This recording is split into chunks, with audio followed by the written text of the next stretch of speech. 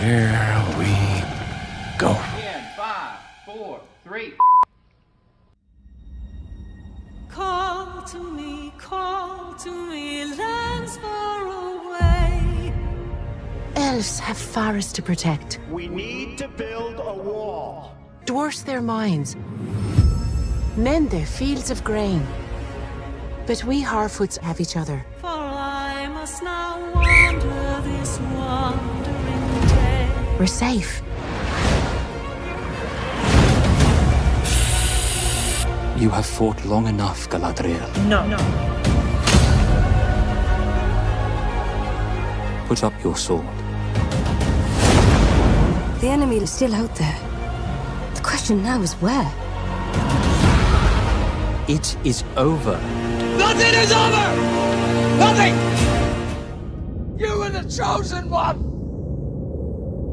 It was said that you would destroy the Sith, not join them!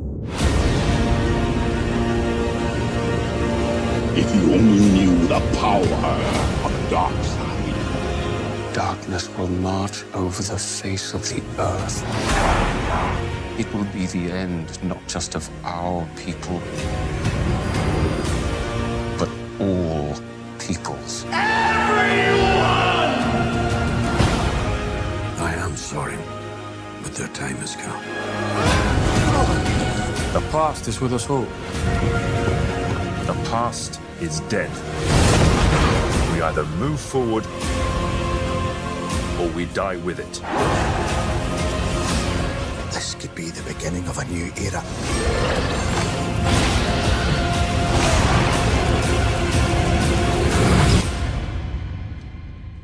Away I must wander this wandering day.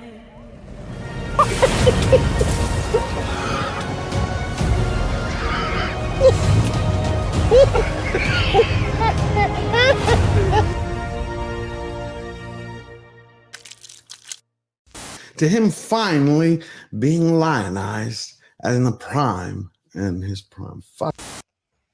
Do it! Shit. Just do it!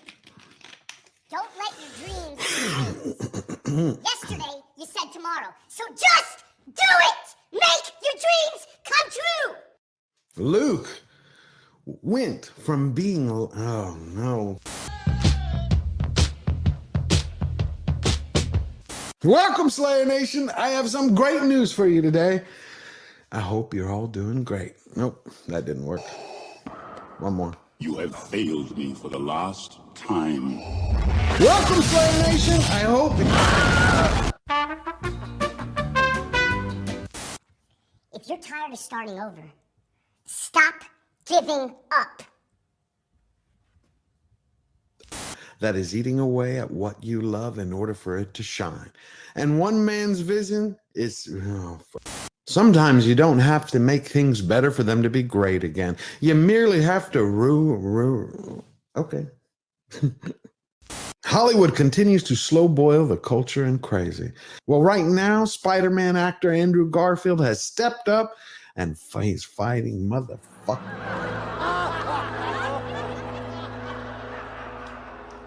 I can't do it. Okay. We'll do it live. Okay. We'll do it live. Fuck it. And unbearded dwarves, but Prime didn't stop there. They stapled in intersectionality, individuality, biddiga-dig-bee, biddiga-dig-boo.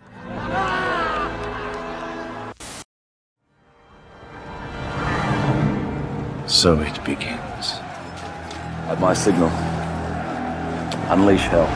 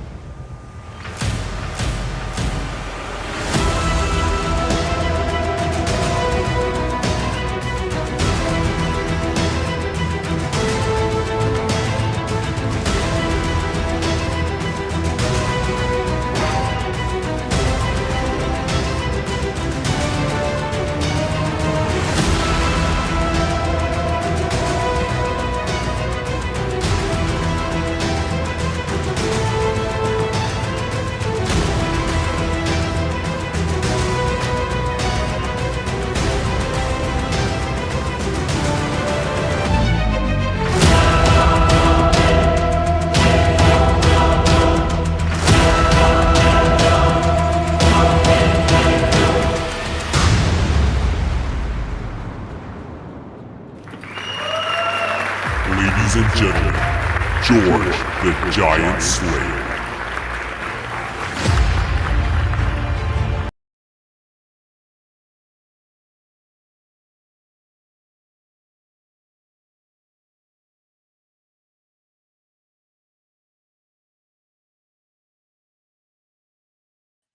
George, you're muted.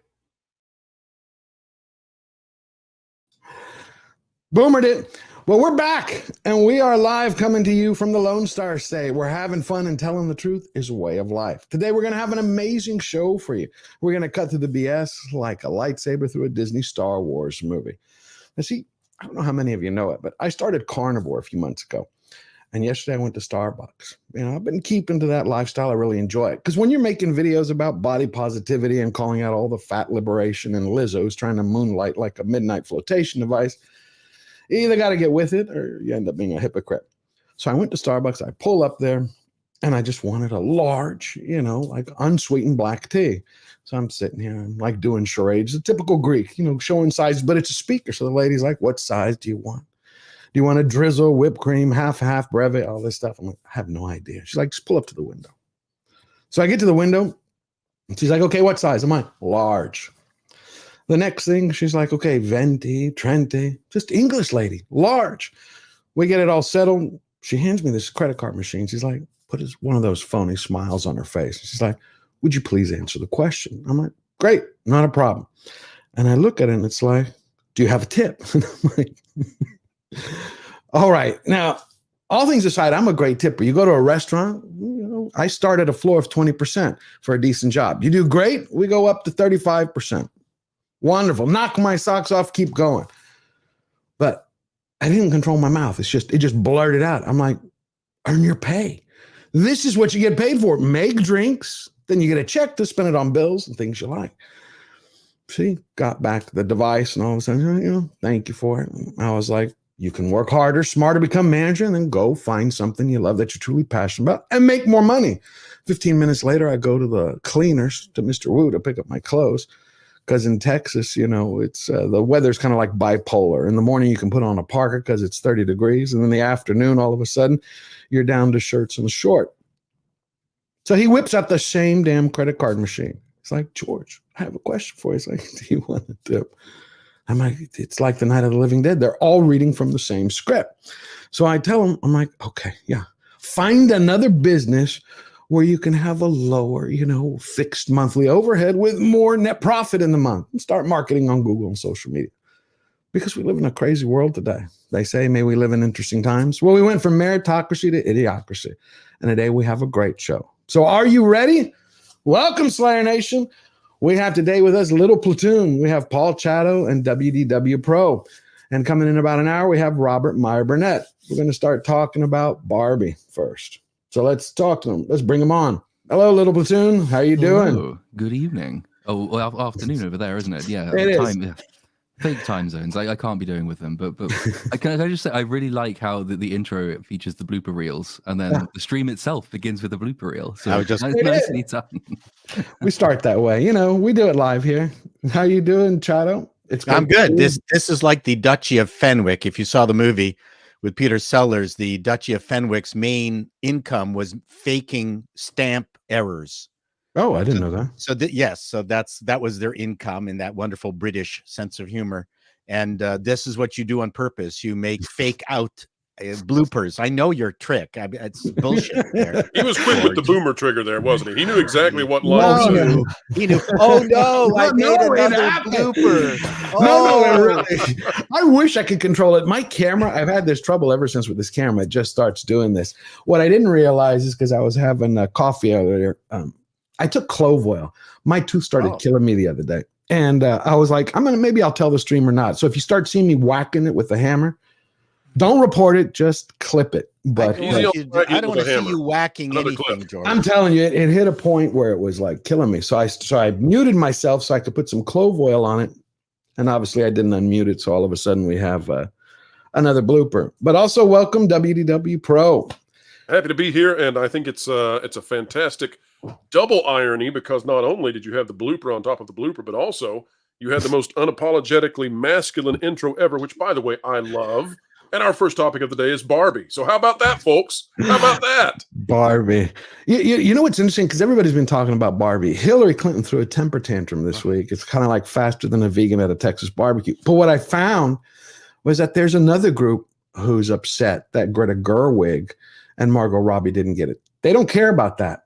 Their problem is they're like, why isn't everybody talking about the minority representation that didn't get nominated?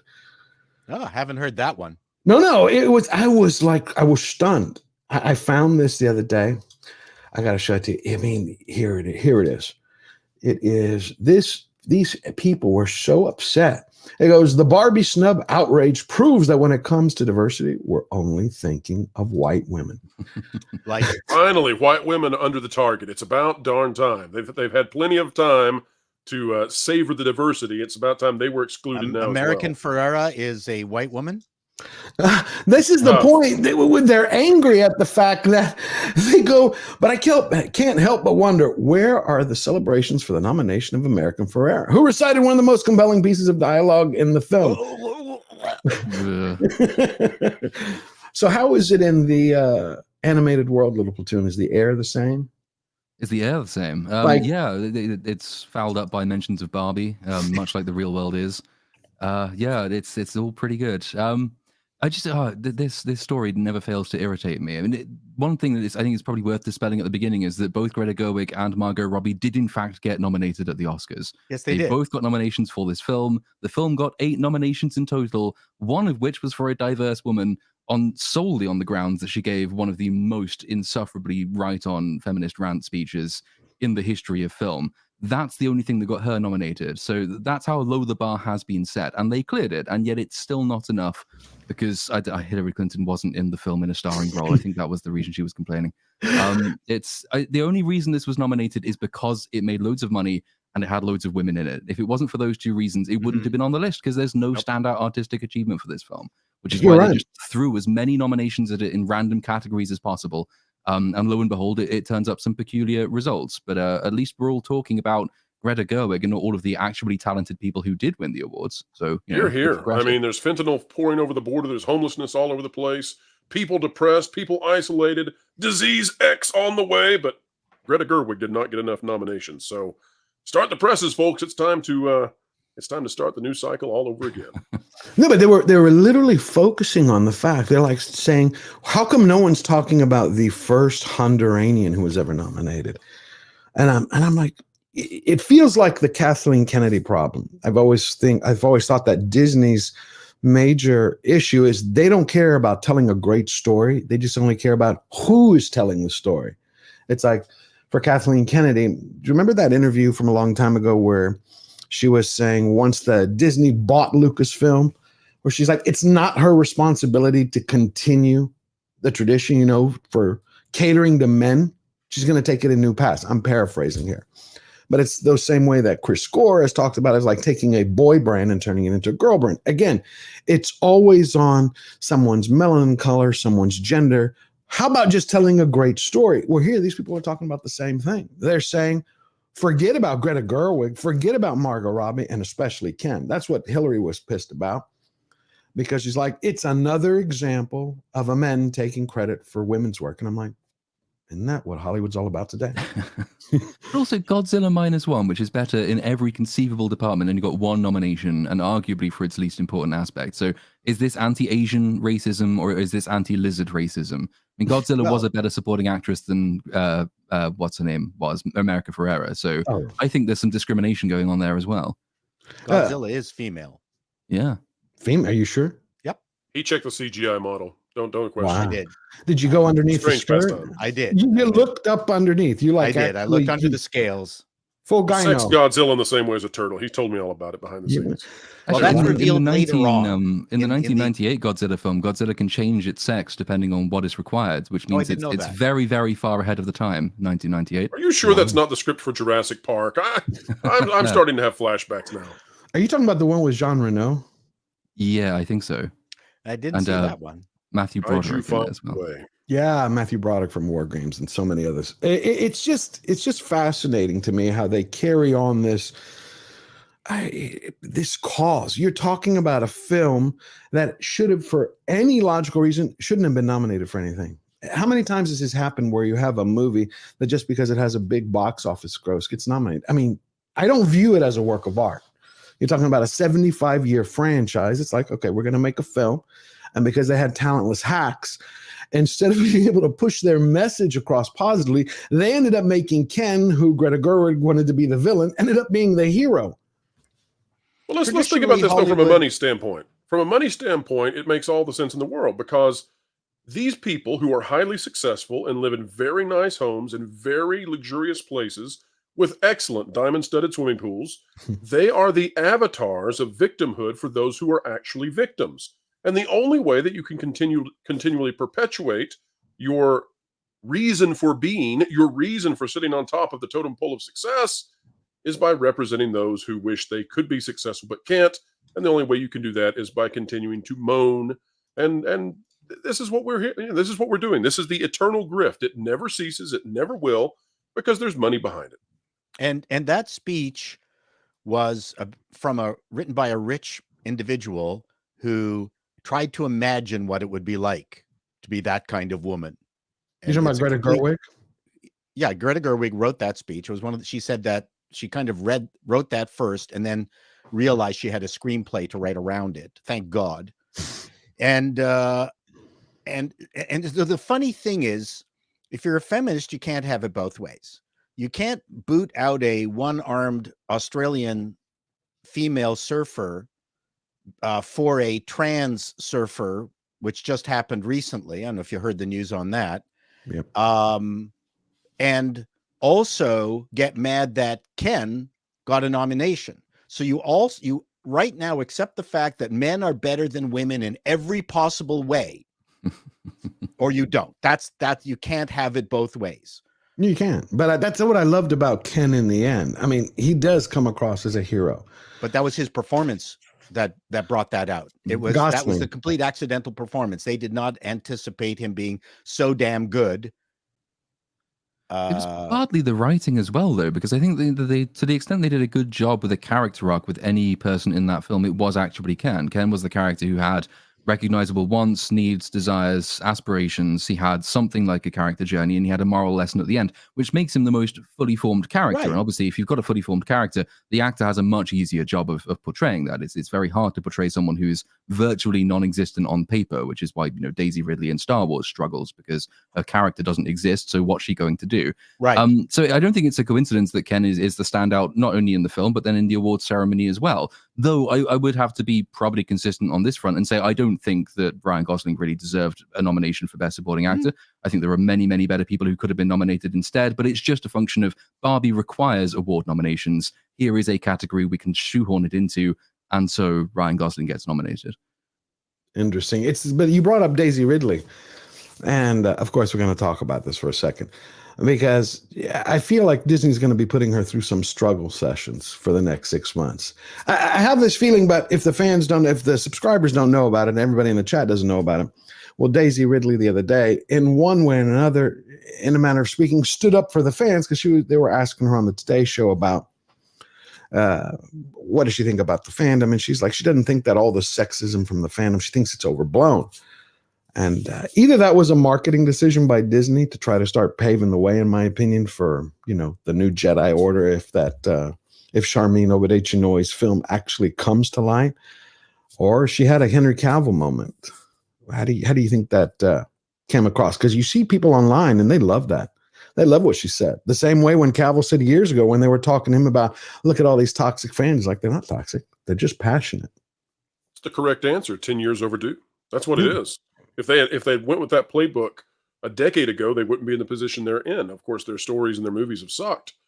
But if they had not been vitriolic towards the folks that pay the bills, then they would not be in a situation where now you've got a hot proxy battle going on between Nelson Peltz and Bob Iger for the Disney board and all of that.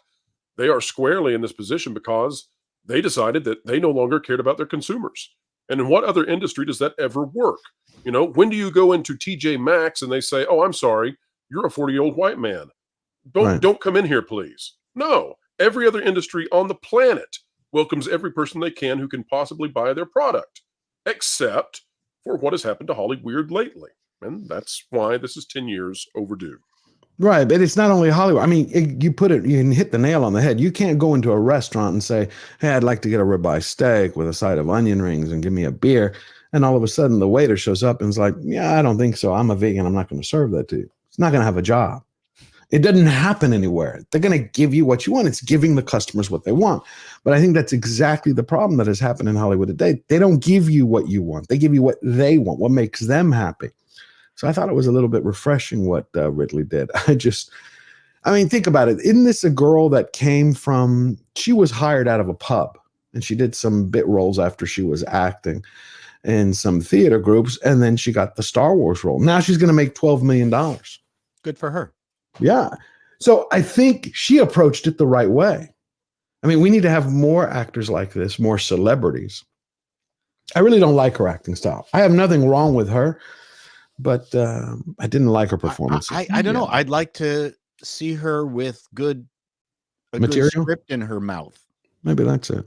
I mean, I think she's done extremely well with some of the worst dialogue I've ever seen. And Star Trek, I mean, not Star Trek, well, Star Trek also, but Star Wars, don't forget, if you read A New Hope on the page as a transcript, it is just unbelievably childish. It's very silly. Okay. But when you get people committed to those lines, you are part of the Rebel Alliance, it suddenly works. But if you read the script, it's really, really quite bizarre. So Daisy Ridley is now dealing with the script several, levels lower than even A New Hope.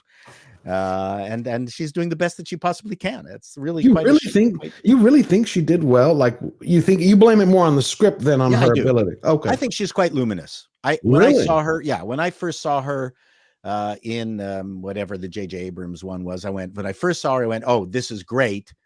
But then within minutes of figuring out what the story was and the plot, that it was just a reworking of A New Hope. And oh my God, another Death Star. Dear Lord. Well, what are we going to do? Same, but even bigger is basically the motto for The Force Awakens. And then I checked out and I went, Paul, where would Daisy Ridley's career be if the spin-off trilogy, the sequel trilogy, had been good and given her material to run with? Oh, huge. I mean, it's not that she's hurting.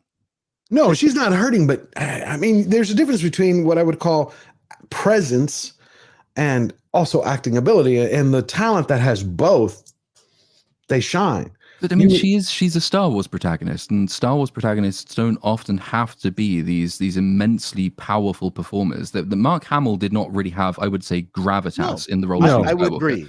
And he's probably, with the best will in the world, Mark Hamill is not a sterling actor. He's good, he's functional, but he's elevated because the script elevates him in the role. He is a perfect fit for that role. The normalcy of his demeanor actually really suits the character that he's playing. And I thought pretty much the same of Daisy Ridley in the first in the Force Awakens film as well. I thought she's young, she's charming, she's quite cheerful, she's got a certain joie de vivre about it. I quite like her in that role. It's just that the role became utter garbage. I don't think she'd have ever been recognized for her acting ability necessarily, but I think she could have fit the role much better had the role been even vaguely personable.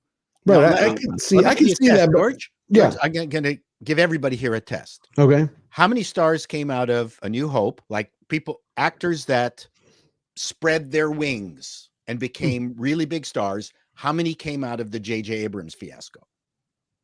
New Hope is a trick question because I got to decide, is Harrison Ford already successful at that point? He wasn't. No. When only Harrison Ford. Only Harrison Billy Ford. D. Williams. No. He went on to Night Force. He went on to several other. Platoon brings up a great point, though, because there's actually a parallel here. And that is that Mark Hamill went on to be more proficient as a voice artist later on, voicing cartoons. Daisy Ridley, that's exactly what she's been doing for the past many years. And so she's become a voice artist. Yeah, she's on the low end, but you've got Oscar Isaac has been doing a lot of work. I think he has talent. No. Yeah, but I actually see that's funny. You like Ridley. I liked Boyega's performance. I thought he was undercut, and I like the. I totally agree. I like the storyline with the stormtrooper story, but then they just killed it and then did the whole Chinese thing, and that just stupid. Yeah, that was ridiculous. But Well, I guess that I was think supposed to change Chinese and Asian culture by seeing an Asian woman and a black man kiss on screen. That was supposed They're to not be gonna a have that. cultural moment. But I guess when I've thought about Star Wars in a different way, I was thinking of it more of Ewan McGregor and Liam Neeson and Alec Guinness. I thought about it that way. I never considered, because Mark Hamill, I think before or after he did New Hope, he did something called Corvette Summer. I think it was before. Was that before?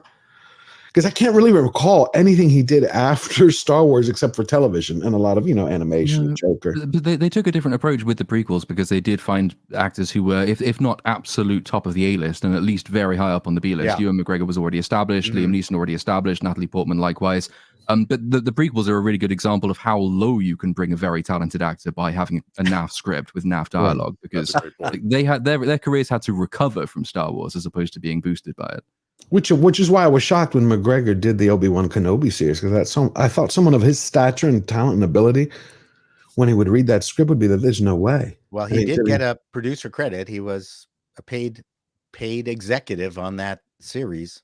That's His wife something was in a Marvel movie. Yeah, and then he did the Connections. hostage. She did that hostage video, which I thought was, come on, that was ridiculous. You mean in the car? Yeah, the car hostage video. Come on. I love the car hostage movies. Those are the videos. Those are my favorite. I mean, it's like, well, we've had 3 of them so far, and that had to be a disaster. Instead of him doing that video, he should have been apologizing to people. I'm very sorry. I've let you down. I went from Train Spotting to the Star Wars prequels to Obi-Wan Kenobi with Reva. I mean, and that's not coming back for another season. Definitely not. Same way with She-Hulk. Nope.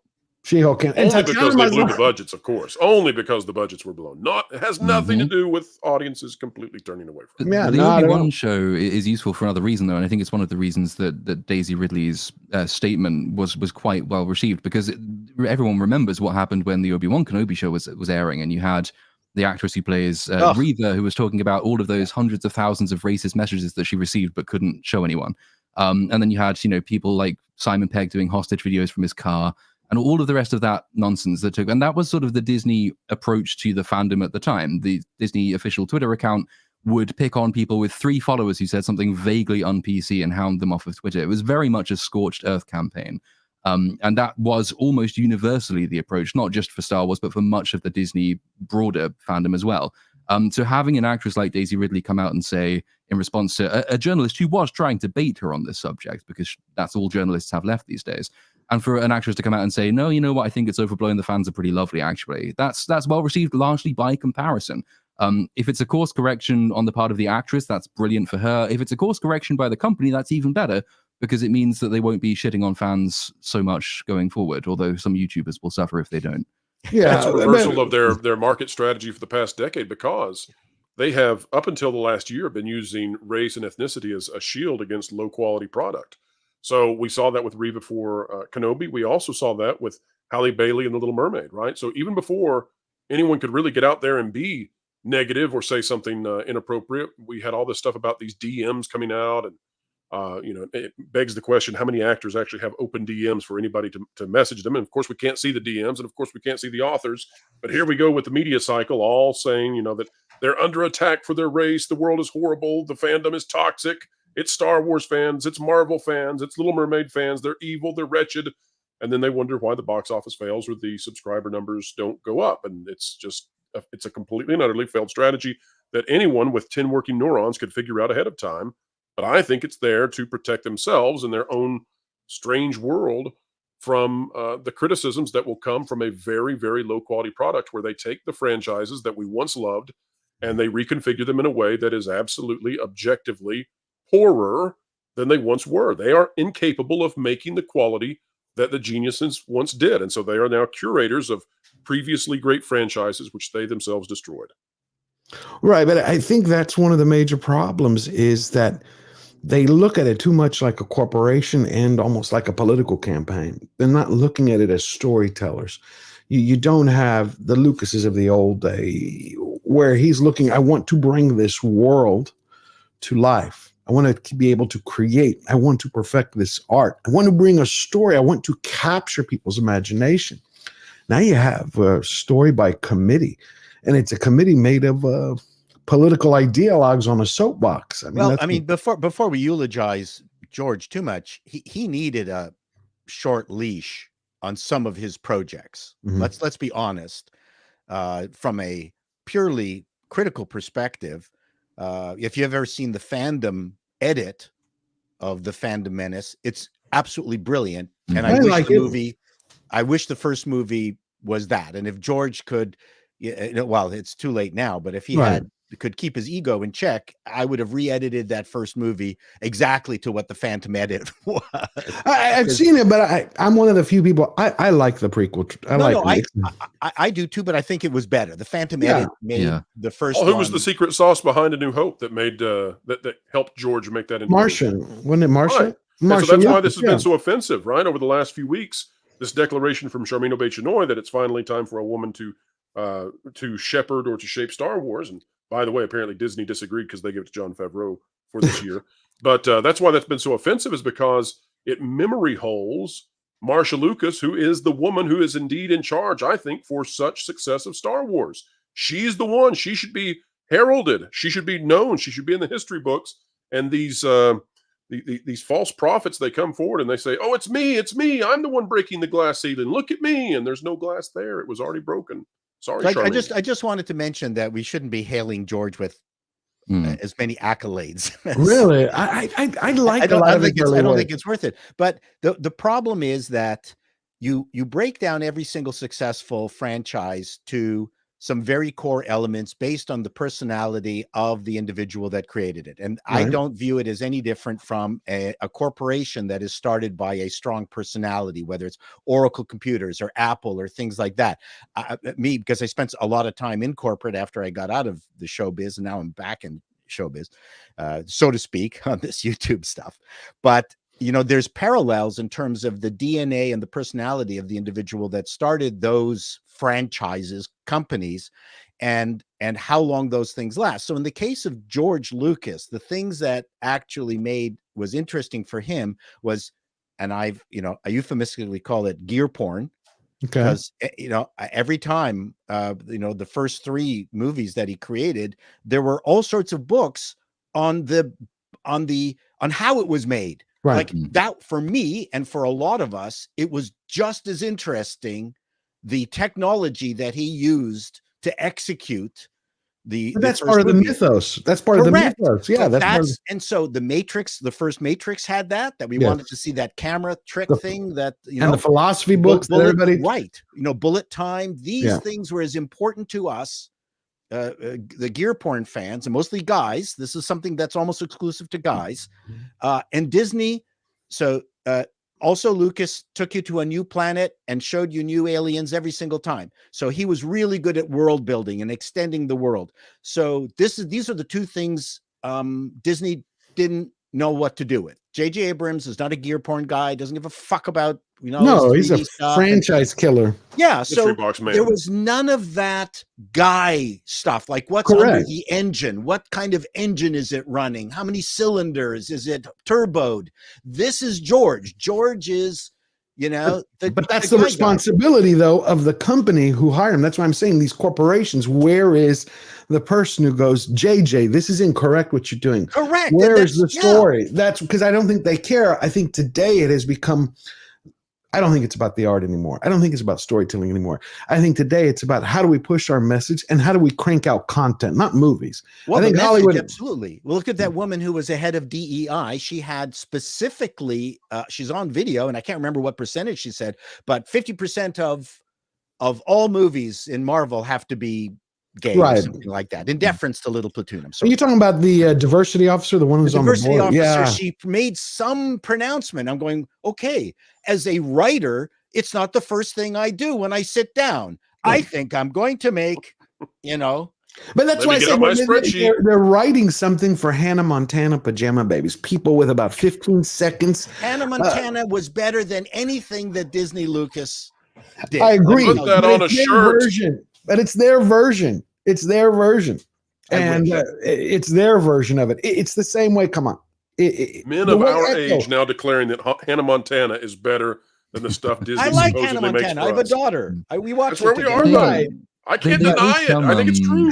Hey, real quick before we lose this, though. Place, just very quickly, if I can. So the problem with The Force Awakens is not the diversity stuff, because in many ways The Force Awakens precedes the modern problems with the DEI agenda and all the rest of it. But the problems stem from roughly the same place. The Force Awakens' main problem is that it was never seen as a way of continuing a Star Wars story. It was seen as a way of making a huge amount of money really, really quickly, and nobody really gave a shit about the story they were trying to tell. That's why you jump forward 30 years over the most interesting part of the old expanded universe, and you just do a repeat of one of the most successful films in history. That's all you want to do. That's all about money and how quickly can we do this. The DEI thing is actually quite similar, because it's, again, you can only do that kind of thing if you don't have a story to tell to begin with. If your first goal is, how can I use this as a vehicle for whatever my non-story related goal happens to be, whether that's making money or putting more people with my diverse characteristics in jobs, both of those things are stemming from the same use of art as a tool for other purposes. No one's actually trying to create artworks with these things. If you have a good story to tell, these concerns naturally fall by the wayside.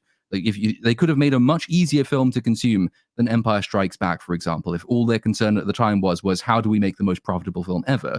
They would have done something much safer than Empire, but because the story was there and they cared about the story they were telling, they subordinated the drive for money and they told a better story, and lo and behold, they made more money as a result of doing that, because, shockingly, people go to see films because they kind of like the story they're telling. Yes, absolutely. I also thought of the fact, and I agree with you, this was before the DEI, but you started to see some of the framework of it lay down, the foundation of it, in the way they were telling the story, by the fact that they were retelling A New Hope. I mean, when you see Max von Sydow in a film that just isn't used, I think that's a travesty. They had one of the greatest actors of the last 60 years, and he's just blink and you miss him. It's kind of ties again back with the Barbie. We've so got caught up in this consume content, and I'll bring that right back to what I was Chato and I were talking about, Paul, which is the fact that Hollywood, I think, no longer makes movies. I think they just make content to fill a pipeline. I think they'll return. I hope they return. I was talking about that with Robert Meyer Burnett the other day, and we were saying, where are the Chariots of Fire? Where's Amadeus, Immortal Beloved? I agree. Well, I don't know. Platoon, Apocalypse Now, Lawrence of Arabia, Ben-Hur. Yeah. Where's the conversation? Where's even Hairspray? Hairspray.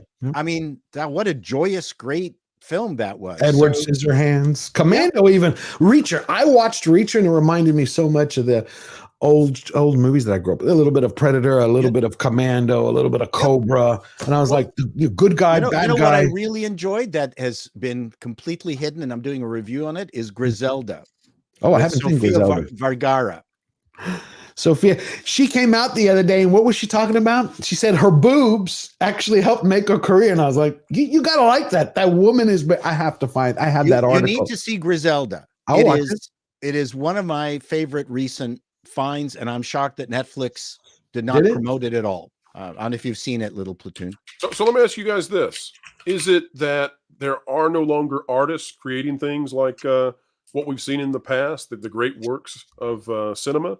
Or is it that the platforms no longer want to promote those things? I genuinely don't know. Are there pieces of tremendous art that are made and we just don't know anything about them because they sit at the very bottom of the stack, the pile of what's promoted on Netflix and Amazon Prime? Point, that is true. But part of the problem, I think, is the fact that we have relatively few auteurs with their own studios without another bigger studio over the top of them, either buying them out or giving them a massive amount of creative direction.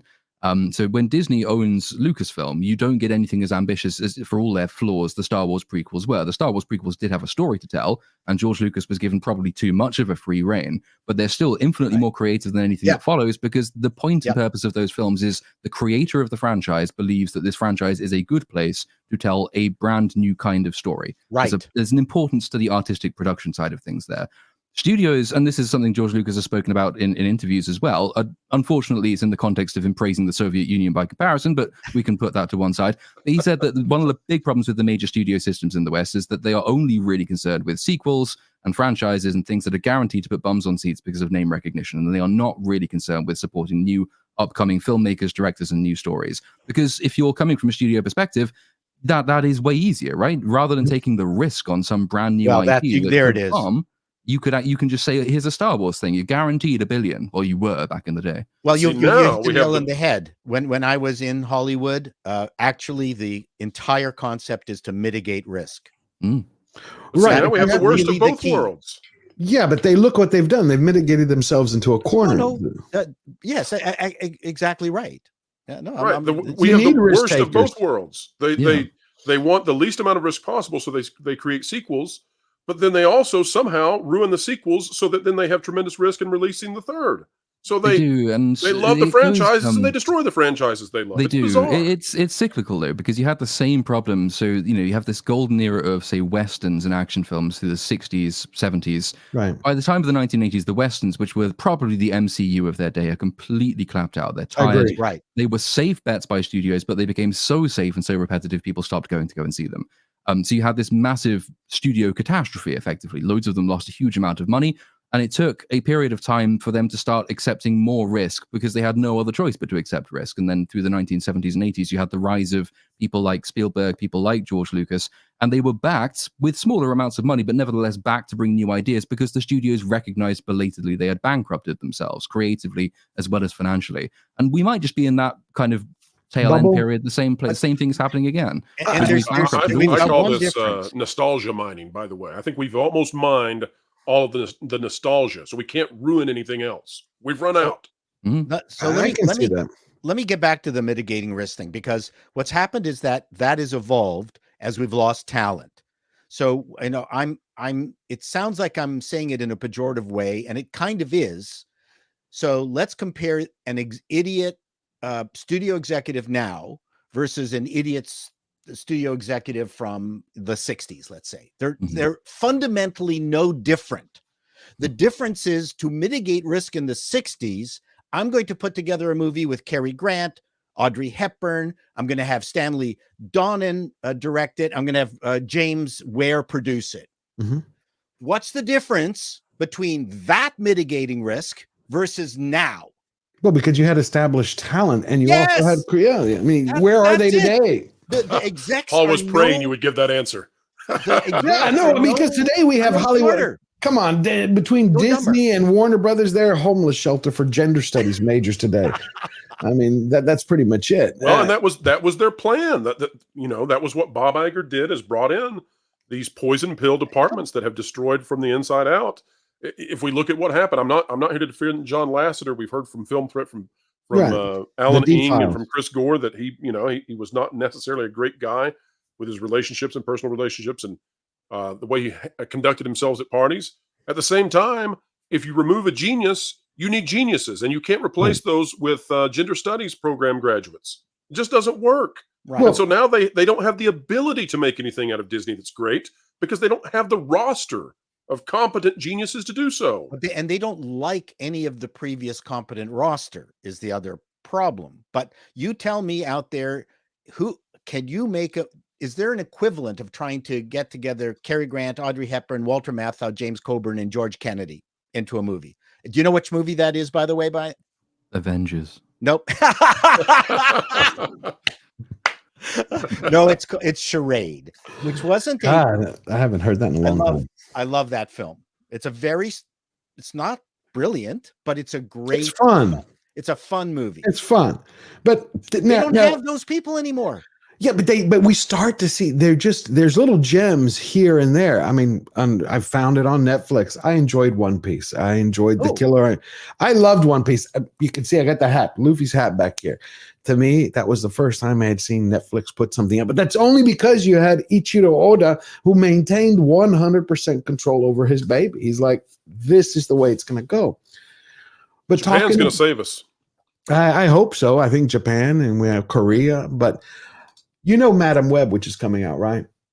Hardly wait. Me too. But look what they did. Look what they did now. They're changing the classic Spider-Man, Uncle Ben's, mantra. With great power comes great responsibility.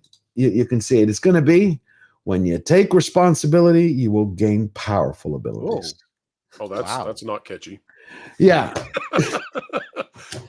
I could have gone through the edit a couple more times. How does that mitigate risk? If it's taking something that works, and then changing it to something that doesn't make any sense because they want to push this. They said they want to push a personal responsibility. It means how you interact with the community when you accept responsibility, treating everybody equal, treating everybody the same, accepting everybody who they are. You get power. One with us. One with us. It inverts the moral point of the original lesson as well, because the original lesson is, look, you've been given these immense gifts, but beware. Whereas this one is, hey, be nice to people because there's an inducement. You get powers if you're nice to people. Yeah. So you have to be nice to people for other reasons than just taking personal responsibility. If that line makes it into the film, it's going to be quite special. I really want to see how they frame that, but I can imagine it'll be disastrous one way or the other. It will be a little Platoon. And isn't it a period piece? It's set in 2002 or 2000. Well, it is all women. I feel old now that 2002 can be a period piece. You can clip that out if you want to. Okay, keep going. I'm just gonna. No, all right, no, but no. It's the line. When I read it, I have to read it again because I don't think people believe that kind of a line exists. And Marvel, by what I understand, has already confirmed it. It is, but that's a Sony picture. Right, but they were working with them. When you take responsibility, you will gain powerful abilities. Right? As a writer, does that sing to you? Does that grab you and go, yeah, I can get it. I love it. I don't see that. I just look at it as, okay, someone in HR spoke to someone in the diversity department, spoke to somebody in a rainbow parade and said, hey, come up with a line. My understanding is that Marvel ran away from this script, this movie, and did not participate at all. Okay. Because I thought Sony was the responsible one in that relationship. Yep, it's Sony's, but I think they heard about the Acolyte or something like that, some rumors to that effect, and they went, oh my God, we need a distaff copy of what Marvel is doing, and ended up with Madam Web and didn't do it anything like the comic book. But even then, the comic book, the Madam Web, is an old crone. So why is Sony doing what we want with Ghostbusters and doing what we don't want with Spider-Man? What's up with that? It must be some kind of a relationship thing they don't care about. I don't know. That's a good question. Are they doing what we want with Ghostbusters, though? Well, they're attempting it as best as incompetent people can.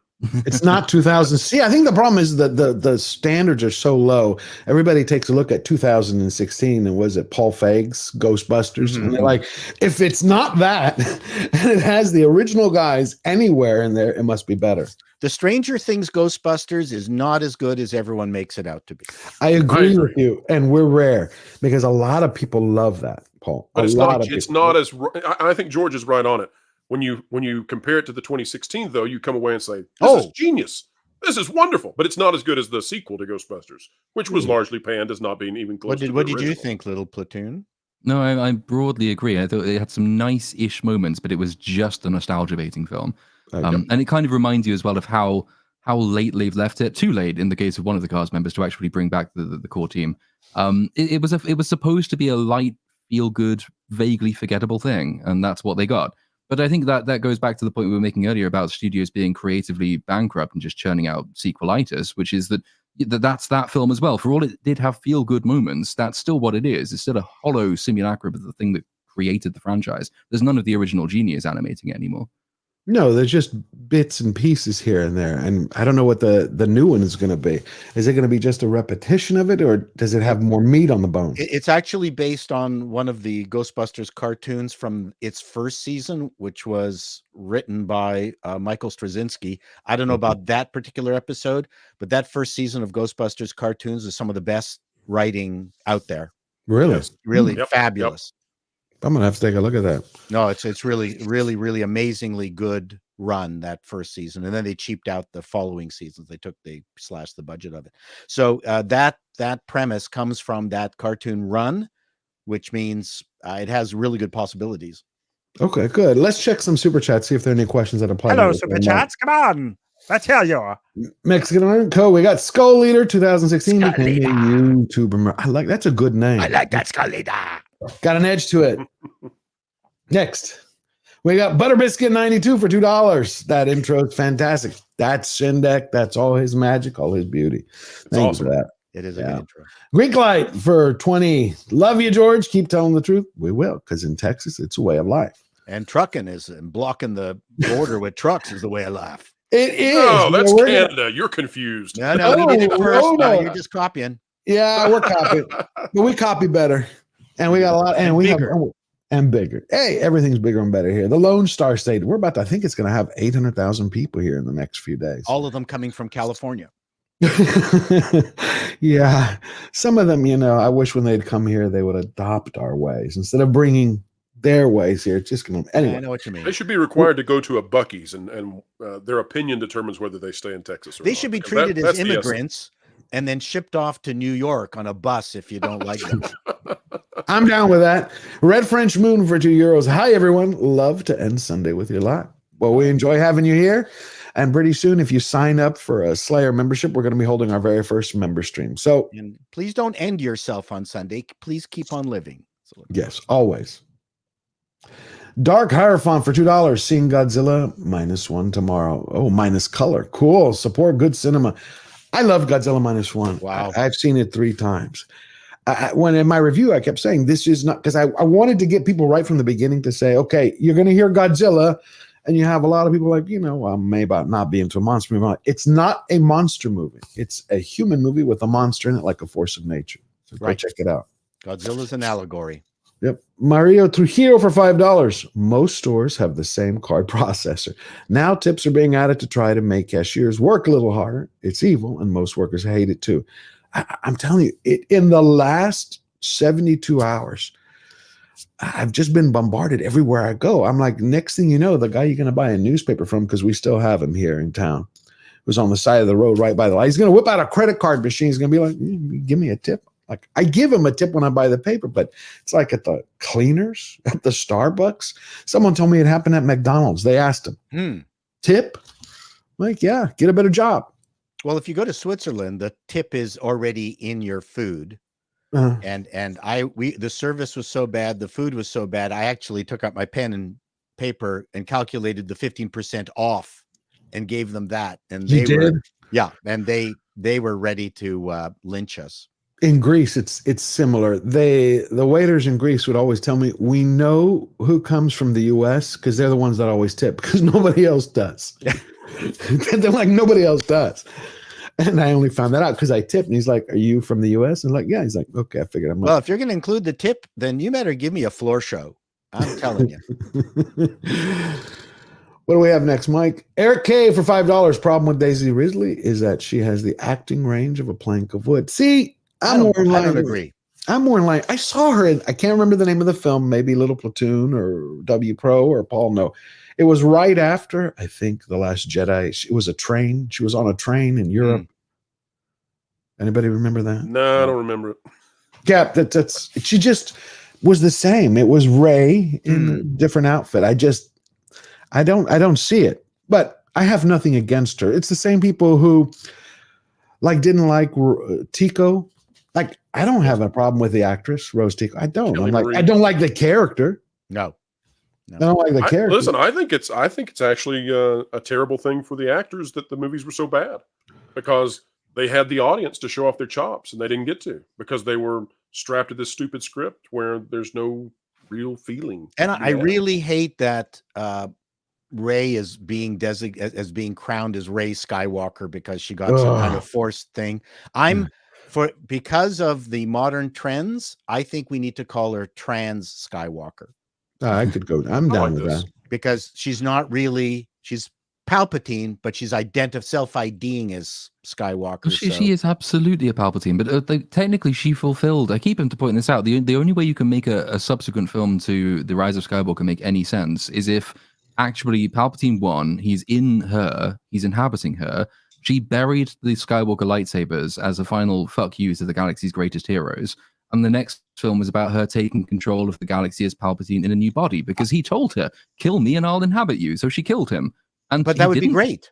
Yeah, I know, that would be really interesting. They should do that, but they won't do that. That means that Anakin was the chosen one, so he's going to have to be resurrected into zombie Darth Vader, and he has to kill her in the final movie. Well, thanks to Ahsoka, we know that there are zombies in Star Wars now, so it's and witches and everything. There's also time travel with the world between worlds. How did Palpatine survive? He just time traveled. So I'm sure they'll bring him back the as well. Space Narwhals. You know, maybe that is the way to fix it, to fix Star Wars. If somebody ever buys it away from Disney, or Disney just crashes and the next one just fails, and after that, because we had Ahsoka and come on, if the new Jedi Order comes out, I think it's going to fail. Maybe if someone buys it. I say we give Filoni all the money and support in the world and just see how many genres he can rip off in a single franchise. But don't you think that would be a way to fix it, though? I mean, use the war between worlds, the world. Well, between worlds? I love Little Platoon's idea. I would go to see the movie if Rey became the most evil individual in the galaxy. If she became the antagonist, that would be great. That's put her into. I will go watch Zombie Anakin kill her. Put her into some kind of hot black outfit.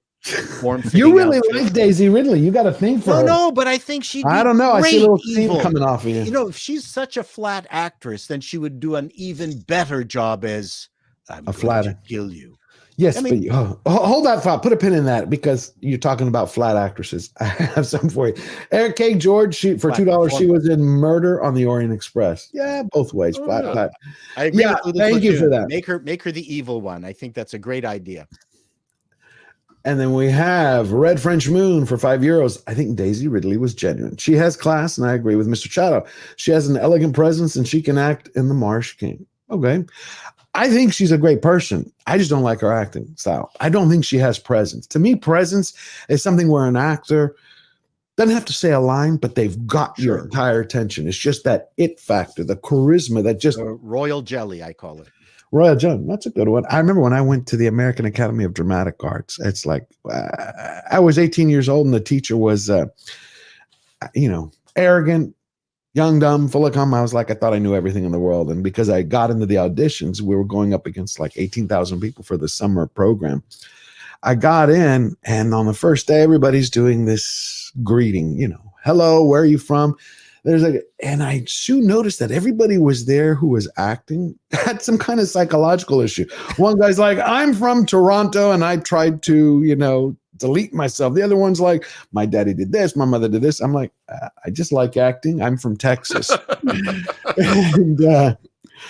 and so, you stand in the middle of the thing. I'm like, I'm not really on this group thing. Well, people, I mean, obviously Hollywood is still interested in the it factor. But I don't see that as much. Well, listen, literally, when some of the time I spent in LA, I would be dragged into an exec's office. Hopefully I can say this online. He would throw a VHS tape in. They were looking for actresses for some project. Okay.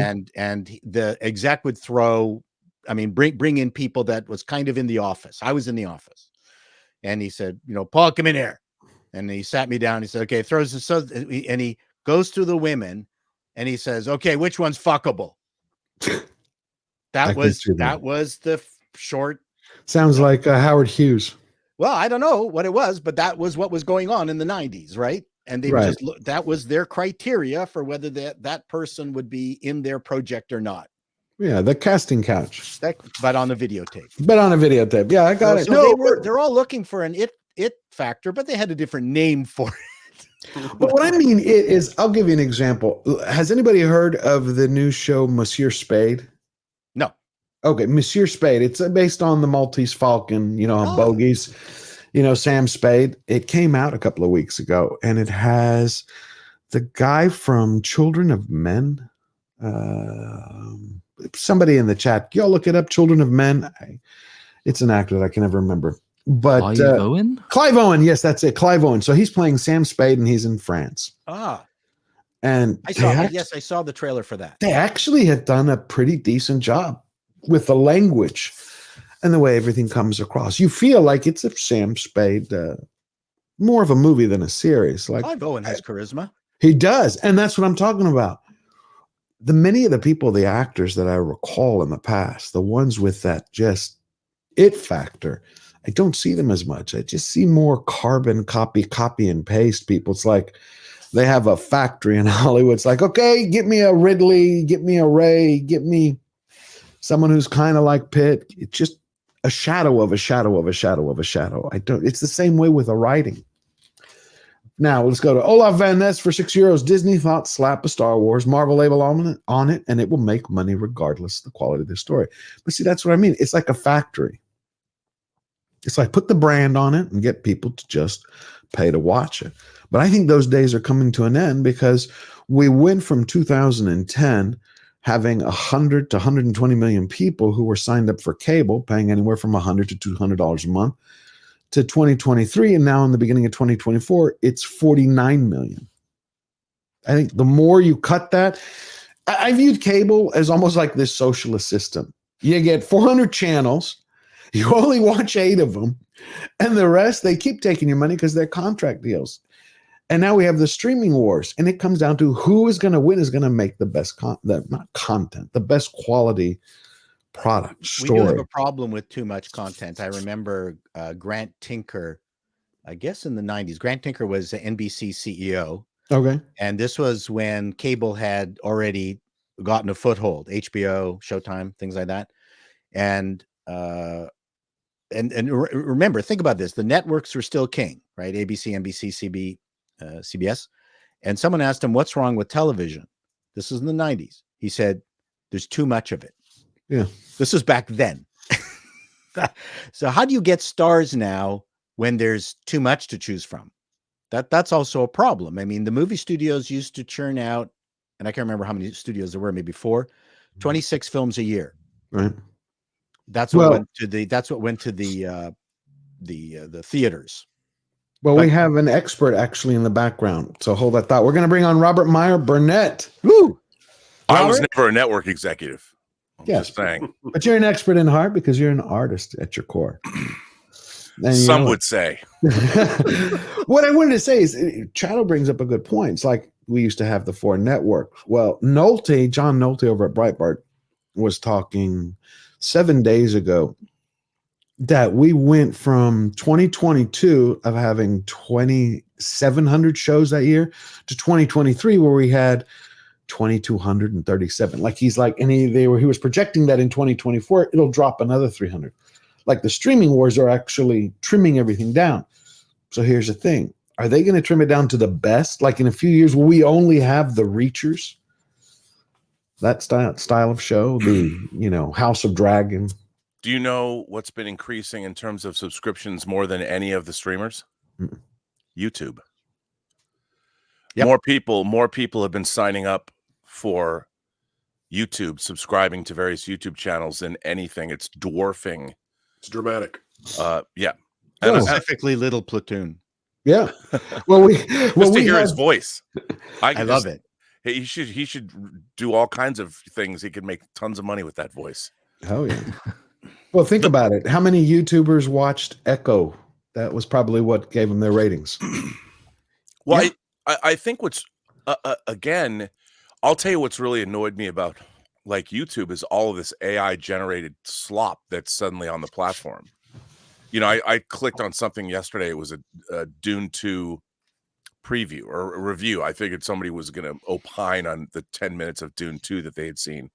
No, it was just a general chat GPT generated overview with images that were all put together. And I'm like, the platform's going to be inundated with all this garbage for sure content, and because everyone, you go on Instagram, it's like make free money on YouTube. But I think what's really happening is that content, as always, has to be good. Yes, always. And as content is being, I mean, whether you liked True Detective, Night Country or not, those 2 episodes, it's HBO always produces really high quality programming that is worth tuning in for just to see if it's your thing or not. And they'd still have, like, they're the Tiffany standard, a Reacher, which is an Amazon title. Again, they announced this season was the 11th book in Lee Child's series, and the first season was the first book. Their third season is going to be Persuader, which is the 7th novel, which that was the first Reacher book I read. So really, it's a great book. He goes undercover. And, those shows, people call them, I really enjoyed Reacher seasons 1 and 2. Are they high art? No, but they're exactly what they were supposed to be. You know, they were great adaptations of the original source material, which again is not high art, but it's giving the audiences what they want. And while you can argue the merits of season 1 or 2, different emphasis, but it's the same. You know, those books are formulaic as well. And if you dig them, I think the cream of the crop is always going to rise. And look at the Marvel shows. They have not risen. No, they haven't. There's an interesting little parallel as well, because I think one of the problems that some of the streamers in particular are doing is that they're blurring this gap between that really should exist, I think, between their cinematic offerings and their television offerings. So if you compare, say, House of the Dragon and look at the cast, just to take example of House of the Dragon, there are a lot of fairly new people or people with a fairly like unsung but nevertheless solid background in television. 100%. There aren't huge, massive, big name stars eating up all of the salary. And consequently, you've got characters people haven't seen before who are not played by massive egotists, which allows your story to come to the fore. And lo and behold, you have a really, really good TV show. Whereas you have Disney with Marvel is trying to say, well, how can we get all of the big film stars that we've had for the last decade onto the small screen as well? Then you look at those and you think, well, where is the chance for newer up-and-coming actors to actually get a grounding in relatable media? Where are people's great TV careers coming from anymore? What happened to the journeyman actor? Do we really need to see Elizabeth Olsen in WandaVision? Could we not have, I don't know, a show about somebody else featuring somebody else who might then go on to become a movie star in the future? But if you're denying lots of people these opportunities by putting all of the massive streaming money into these few big marquee productions, you're going to deny yourself a huge roster of talent going forward because you're not giving people this small screen experience, which can often lead to much better performers down the line on big screens. That is such a salient point. That's such a great thing to say, because if you look at how Marvel started, with the exception of Robert Downey Jr., whose career was in the toilet, who was basically a rehab job for Iron Man. But he did have a career before. Don't mean to cut you off. Less than zero. I mean, he had Charlie. No, he did, but his drug problems. He was uninsurable. We did not go at that time. We would not go to see a movie just because he was in it. No. Right. Let me hold 1 second. I just want to finish up these super chats for the people who've taken the time doing them. Except for Tropic Thunder, that rehabilitated. Oh, come on, I love Tropic Thunder. Man of War 665. He was great. 665. I wonder how we'll get to that in a second. You're pulling me off track here, but that's in a good way. Man of War 665, Neighbor of the Beast for 665. Uplifting to see 6 refugees putting forth some semblance of life to these many years in utter defeat. 112 strong, 112 eternal. He's talking about the figures. Thank you, Man of War. He's talking about the scale wars between the 112th and the 1/6, which Martino Simoni fought so well in his Playtrek. I'm 1/4 scale. Yeah, but those are statues, man. No. They have 1/4 scale. Hot Toys puts out 1/4 They scale. do. Okay. I like them. Martino. Statues. There you go. Oh, yes. You have to show me that in a minute. Mr. Tino, 410 Swiss francs. Hello, gentlemen. Martino Undercover here. Martino, my friend, it is great to see you. I know you were having some difficulties, but thank you. Dionysus P for 10 euros. Kalispera, Yorgo. Well, hello to you too. Love seeing your channel grow. Great panel. Off topic. Has anyone seen Harmon's Krapolis depicting us as black brownish? Is this a woke trend? I haven't seen it. Does anybody know Harmon's Krapolis? I haven't seen it, but I'll do some research on it. I can't keep up with who's white, brown, black anymore. It's all confusing. No, I don't know. The tribes are blurred. Lover of Green for $10. Let's say Hollywood fires all the gender study DEI weirdos tomorrow. What's stopping them from ruining other companies until they see the error of their ways? DEI will remain a huge problem. Lover of Green, here's the good news. Beginning with Google, which started in August, they have slashed by 35% their DEI consultants, the DEI staff that they have. They're aiming to cut another 40% in the next quarter, and they're leading the charge. A lot of Fortune 500 companies, even though part of them, yes, you talk about woke mind virus, but a lot of the companies are I don't know whether they're waking up or being forced to by how their stock prices are dealing with things. The same way we had a bloodbath this week with more media layoffs. Last week we covered it. Los Angeles in an election year. In an election year. Los Angeles Times, Sports Illustrated, this week Forbes, Business Insider, and so many more. You're talking about let them go learn how to code. That's what they used to tell us. Mr. Tino gifted 10 George the Giant Slayer memberships. Thank you, Martino. Go pick those up so we can get ready for our first very membership live stream. Mr. Buttcrack Media gifted 5 George the Giant Slayer memberships. Thank you, my friend. You are always so supportive of the channel. Hey, that's nice. Mexican Iron Man. Wow. He gifted 10 George the Giant Slayer memberships. Pick him up. He has a lot of things to talk about. Mr. Buttcrack Media gifted 20 George the Giant Slayer memberships. Additional. Everybody pick them up.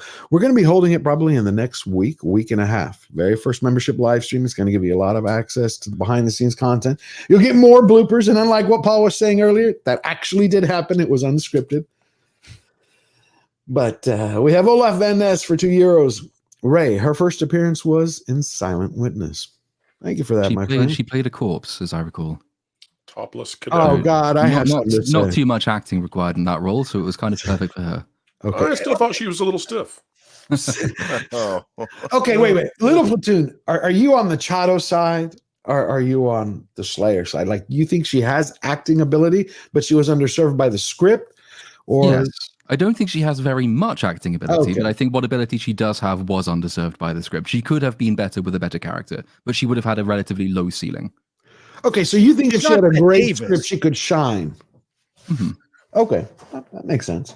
Steel Leg of History for $5. Thanks for the support and kindness. I was stressed out yesterday, and you have always been a great friend. Be blessed. So proud of you, George. 240 subs. Steel Leg of History, if you don't know who he is, go to his channel. He just started it up, and he has hit 240 subscribers. He's got a great channel. Have a lot of fun. Give him some encouragement. And we shouldn't underestimate the fact that Daisy Ridley has now been in front of, I don't know, hundreds of millions of people. Right. I mean, notoriety or not notoriety, but familiarity can create a star. Just in of itself. That's a good point. There's just something that she misses the mark flat. No, I know, but I'm just saying there are. I get what you're saying. Daisy Ridley fans out there. Oh, she no, also wasn't given much to play. Yeah. You know, she's like a kid in T-ball who could hit a single every once in a while, and they send her up there without a bat. I mean, you just can't ask much of that. No, you can't. That's why I said I have no problem with the actress. I think she's a class act, and I think she proved it this week. I just don't think, like many others in Hollywood, I don't think she has the ability that we used to get from talent. Probably not, but I think Paul is right. I mean, if you look at, say, Chris Evans as Captain America, I think he's by far the least competent actor of the Chris's in the MCU, and probably one of the least competent actors overall in the MCU, but he's nevertheless one of the best loved because he plays a really well-loved character, and he plays the character exactly as the character needed to be played. So that familiarity thing really does, breed an immense amount of fondness. And I wanted to follow up with what you were saying, Platoon, about TV stars. The thing about like Chris Evans and Chris Hemsworth is they were relatively unknown before they took on their Marvel personas by design, because it wasn't the man in the suit, it was the character themselves that was the attraction. And what was interesting is those roles turned them into stars. And why they didn't take that same approach to their TV shows, I don't understand, because they hamstrung themselves. They thought, okay, well, we have to bring back our stars, when really it was a fertile ground to start anew, the same way that they started from the beginning, and turn actors into stars. That way it limits their exposure in terms of having to pay people enormous sums of money to come back and do television. And they did the same thing with phases 4 and 5. I mean, after the Infinity Saga, why not go back to the approach that you took with Iron Man 1 and establish and then rebuild the storyline the same? I mean, you look at how hard would that have been? I would have thought that would have been a no-brainer, because now what I find really interesting is they keep talking about these Avengers movies. Who are the Avengers? They don't even have an Avengers team to make an Avengers movie of. Nope. You certainly can't use, they made the mistake in the Marvels of taking 2 TV characters and putting them on the screen, whether you like Brie Larson or not, and whether Captain Marvel made money because it was between Infinity War and Endgame or whatever, it still made $1 billion. Right. And you diluted that. You could have given her an Empire Strikes Back kind of a story. Show what happened during the blip or something, the 5 years where she was raggedly trying to keep the universe together after Thanos, or do something. But instead you took 2 TV characters and put them on the big screen that, to be fair, as much as I might have liked the family dynamic in Miss Marvel, that character was not a big screen character. And you took $1 billion movie and diluted it with television characters that your main audience doesn't necessarily know. Yeah, and these can are you all really dilute Brie Larson though? Can you really dilute you know what? her? I think Brie Larson is pretty good. She's an Academy Award winning actress, regardless of what her public persona is not endearing, you know, but and again, I think that movie, I actually, as far as a B sci-fi film goes, I enjoyed Captain Marvel. Was I surprised that it made $1 billion? Certainly, but look, as somebody who grew up seeing I don't know why they didn't do the Kree Skrull War. I don't understand why introduce the Skrull in Invasion and Captain Marvel and not lean into that more. But it was much better back in the day when movie stars tended to stay in movies and TV stars tended to stay in TV. Not, you know, there was certainly some prejudice, and then you would get stars at their end of their career, like Robert Wagner showing up on TV. I mean, you know, that kind of stuff happened, but that was kind of comfortable. You know, and in TV we had something called the Q score. Robert, you know, right? You know what that is? Yeah. So for instance, you know who had one of the highest Q scores of all time was Robert Urich. Oh, I didn't know that. And they loved him. People, it didn't matter. So that's why he got so many pilots, so many shows. It didn't matter whether it was a failure or not, because the television executives knew he had a high Q factor. And then he was never a movie star. Never a movie star, but I don't think he ever tried. No. So and now it's like, as you have said, it's just a complete mashup. And I don't think that's particularly good for the industry. You want people to be movie stars. Correct. And it's not bad keeping people as television stars. There's not a problem. I agree 100%. I still have a difficulty when I see, which I love Gary Oldman, one of my favorite actors, and he's in a show called Slow Horses. Yeah, I've watched that. I love the series, but I still, every time that I put an episode on, I'm like, it's Oldman on TV. It just, which is why it was neat seeing Sofia Vergara in Griselda, because she's a TV personality doing TV, but with a twist. And I felt really comfortable watching her there. Yeah, she's a lot of fun. But, you know, also, I loved it when great cinema character actors, and I think of James Gandolfini. Yeah, I love James Gandolfini in roles in like True Romance, or Crimson Tide. And then when they turned him into Tony Soprano, he was never going to be a leading man in the movies, but you put him on TV, right? People have seen him enough, and suddenly, as Tony Soprano, because he had a film career, he's got weight and gravitas, and he held the screen. You know, it's really interesting. I just went back and watched, because they're promoting the 25th anniversary of Sopranos. I went back and watched the first episode again. Oh, brilliant! And you just look at this, and that David Chase wrote and directed that first episode, and the whole show. It's interesting to me, because once Nancy Marchand left, you know, the triangle of Tony Soprano's mother and Uncle June and his psychiatrist and himself, and then, of course, his family, made for such an interesting dynamic. And once Nancy Marchand died, they had to sort of rejigger the show and turn it into an extended Goodfellas kind of a thing. But that first season is a really great bit where you see a character actor become a leading man, but only in that show. Like, if he lived longer, I don't know if he would have ever been able to parlay that into another leading role, but maybe, but still. And when you think of James Gandolfini, you don't think of him in True Romance. You don't think of him in Crimson Tide. You think of Tony Soprano. And the other thing that, you know, I think is relevant to what we're talking about, where did David Chase come from? What show did he cut his teeth on? Anyone know? Rockford Files. Okay, so this was a time when good created good, right? You know, you experienced working on one of the best shows in the world, the Rockford Files. Of course, you're going to be, it makes sense that you created The Sopranos, because you're talented and you know what you're doing. And you understand the medium. And this is the problem, is that we've lost that with all the shit that we're being given. Somehow experience is a bad thing.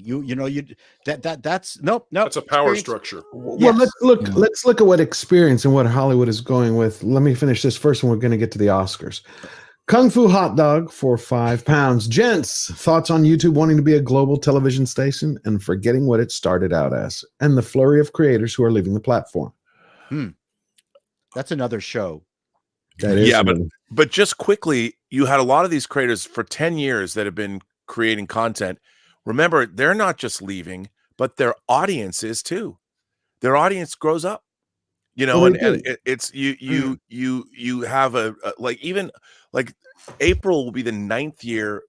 I haven't had my channel for 9 years, but it'll be the 9th year that I've been on YouTube because I was on Collider Heroes for 3.5 years.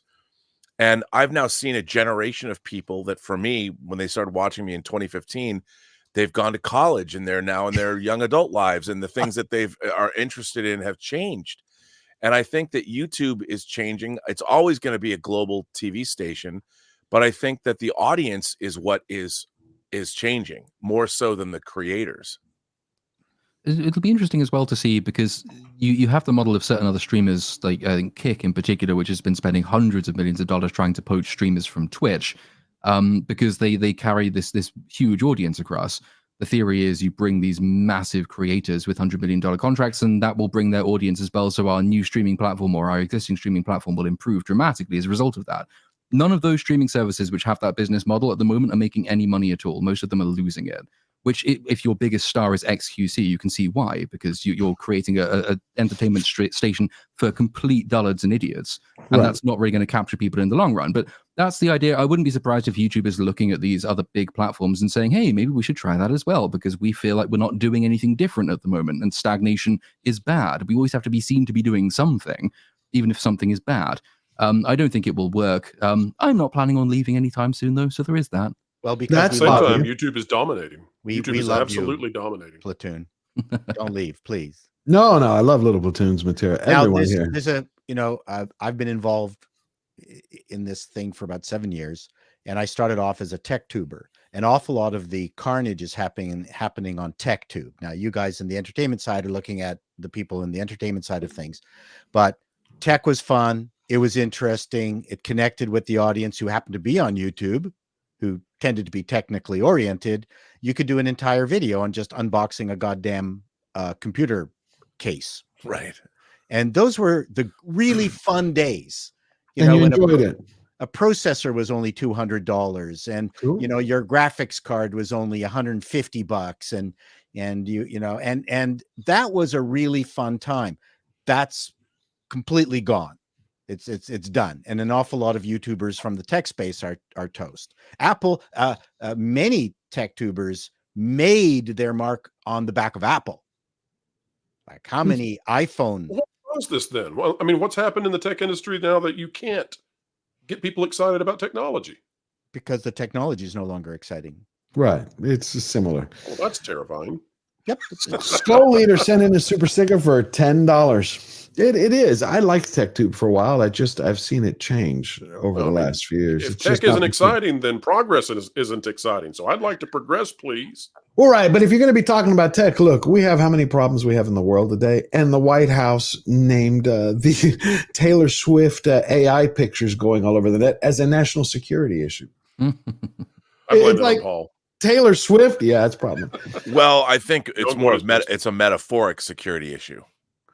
You know, I mean, I do think that what's going to be really interesting is we are entering into a world where images themselves and people's voices. I mean, I would think that the George Carlin issue is a much more interesting. That was a good one. And I think we need to come out in front of that, because is a human being, is their likeness and their essence, should we allow people to be like all of us on YouTube right now? Somebody could take our content and put out our own shows and make us say anything. But that goes back to the chicken and the egg. Sorry, go ahead. Well, there is a big channel called The Y Files, which occasionally has a voice that I think is AI generated that sounds almost exactly like me, which is slightly disconcerting. Yeah. I'd like to know if it's AI, and if so, where that AI was trained. But I agree, it's easy to be flippant about, and obviously because it's Taylor Swift, and It's sort of, I think the reason it's easily mockable is because it suggests White House priorities, which are perhaps not in line with the priorities of most ordinary human beings. Right. But you're right. It's a very interesting issue and a potentially fraught issue, because you've got at the moment effectively a completely unregulated sphere where AI has to be trained on other people's content in the first place. But by so doing, kind of has to ignore copyright. I think the New York Times is currently mulling over or might even be involved in a lawsuit about an AI, OpenAI being, it's currently involved, training its AI chatbot on New York Times articles, which are otherwise behind a paywall. And I think that's probably the way that the issue has to be solved out. It is fundamentally a legal issue. It's the extension of property rights and intellectual property rights, and your identity and everything about you is contained within that. And we're currently in a bit of a no man's land as far as the application of that law. So a few test cases wouldn't go amiss. Now, I agree with you there, but I'm sorry, hold on one second. But I agree with you there, Platoon. But where do you go when the flip side says it's my expression of yours identity? It's like, I'm not doing you. I'm not trying to create something of you. I'm creating my expression. The same way people are trying to write fan fiction of Game of Thrones. And I have a simple test for that. Would you have would you have watched the expression of George Carlin's 1 hour stand-up act if George Carlin's name was not attached to it? Probably not. There you go. Done. This is the absolute tip of the iceberg, though. That's the simple The number of deeply philosophical questions which are about to be thrust upon us, and we do not have the people in leadership to handle these things. But Pro is absolutely right. It is mind-boggling what we are about to have to face. Just consider it this way. For the past 100 years, if you produced a photo in a courtroom and said, this is the evidence, here it is, aha, it's the moment. And now you can reverse all of that because a photograph means nothing, because it can be generated convincingly. And that's just the beginning of it. You'll never know if it's the actual person who said whatever you're hearing on the audio file. Yep. And you have this question of, can you make my image, and can you make my image in a way that is demeaning to me or positive for you or what have you? Where is that line? Where is not that line? And what do you do if the average 5-year-old can make it happen in 5 seconds using AI? We are unlocking tremendously powerful abilities that will reset the way we have to look at reality. And I don't know how this turns out, but apparently the way it's going to manifest itself is through bickering with Taylor Swift. That's the way the masses will be introduced to these deeply philosophical I'm questions. offended that so far no one has made an AI version of me and put me in a porn tape. I don't think you've searched the dark web. But but Pro, you bring up I always like talking with you because it's always a compelling conversation that I think about for hours, days, weeks afterwards. The thing is, Western civilization and our entire legal system and the entire essence of how our civilization is built is the idea that the individual is sovereign, that we all as individuals have value unto ourselves and to the body politic. And what this technology is doing is making an individual no longer their own. They don't even own themselves. They don't even control. They're no longer sovereign individuals. And what are the ramifications for our greater society? And what does that mean? Corporations have already lost control of their own brands.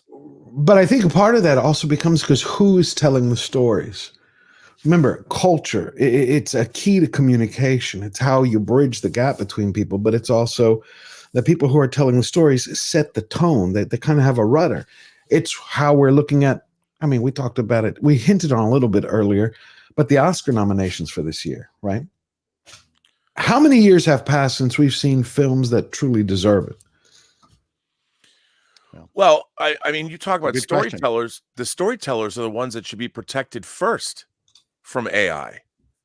And if the storytellers, the academics, the historians, anybody that was in charge of this, I would say this about the Oscars. The Oscars have been around since 1929. They're almost 100 years old for an art form. People make fun of the Oscars now, but the Oscars have really charted the entire development. Cinema is the art form of the 20th century, and it didn't exist in the 18th, the 19th, the 18th, the 17th.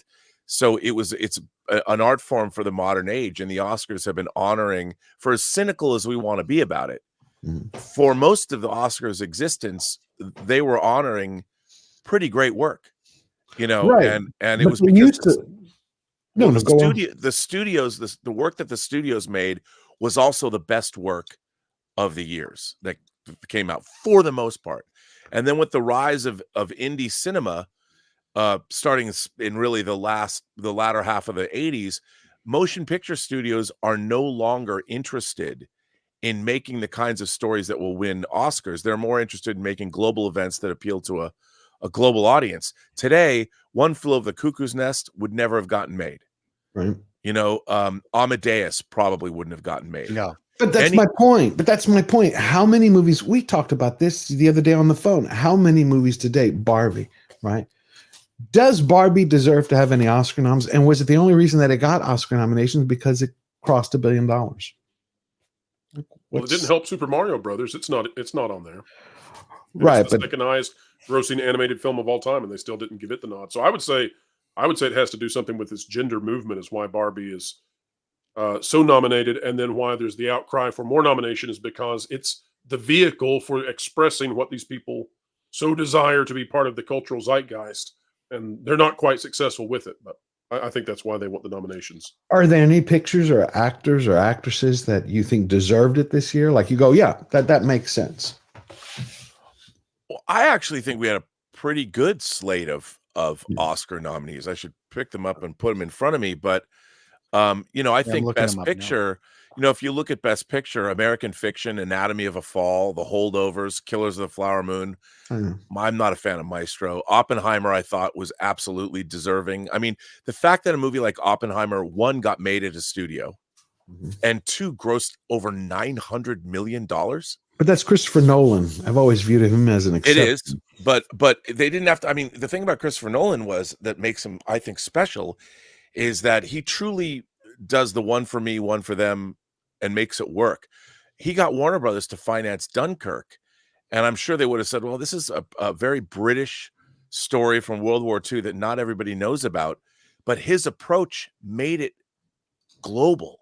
Right. You know, his approach to cinema turned a historical and a pretty inspiring historical story from World War II into an art film almost that was entertaining for everyone around the world. And that movie made $500 million.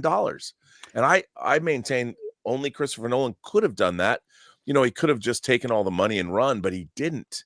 You know, he's made some deeply personal films, and then he'll make a big studio template. I agree. If the director's a reason to see a movie, that's no different from wanting to see a movie with Humphrey Bogart in it. I mean, Hitchcock, you go see a Hitchcock movie. You can't complain just because you know, a hockey team has got terrible players, but the goalie is brilliant. That it's because of the goalie they won. Well, the goalie is part of the team. So I mean, you know, Nolan is part of the team, and you're going to go see a Nolan film.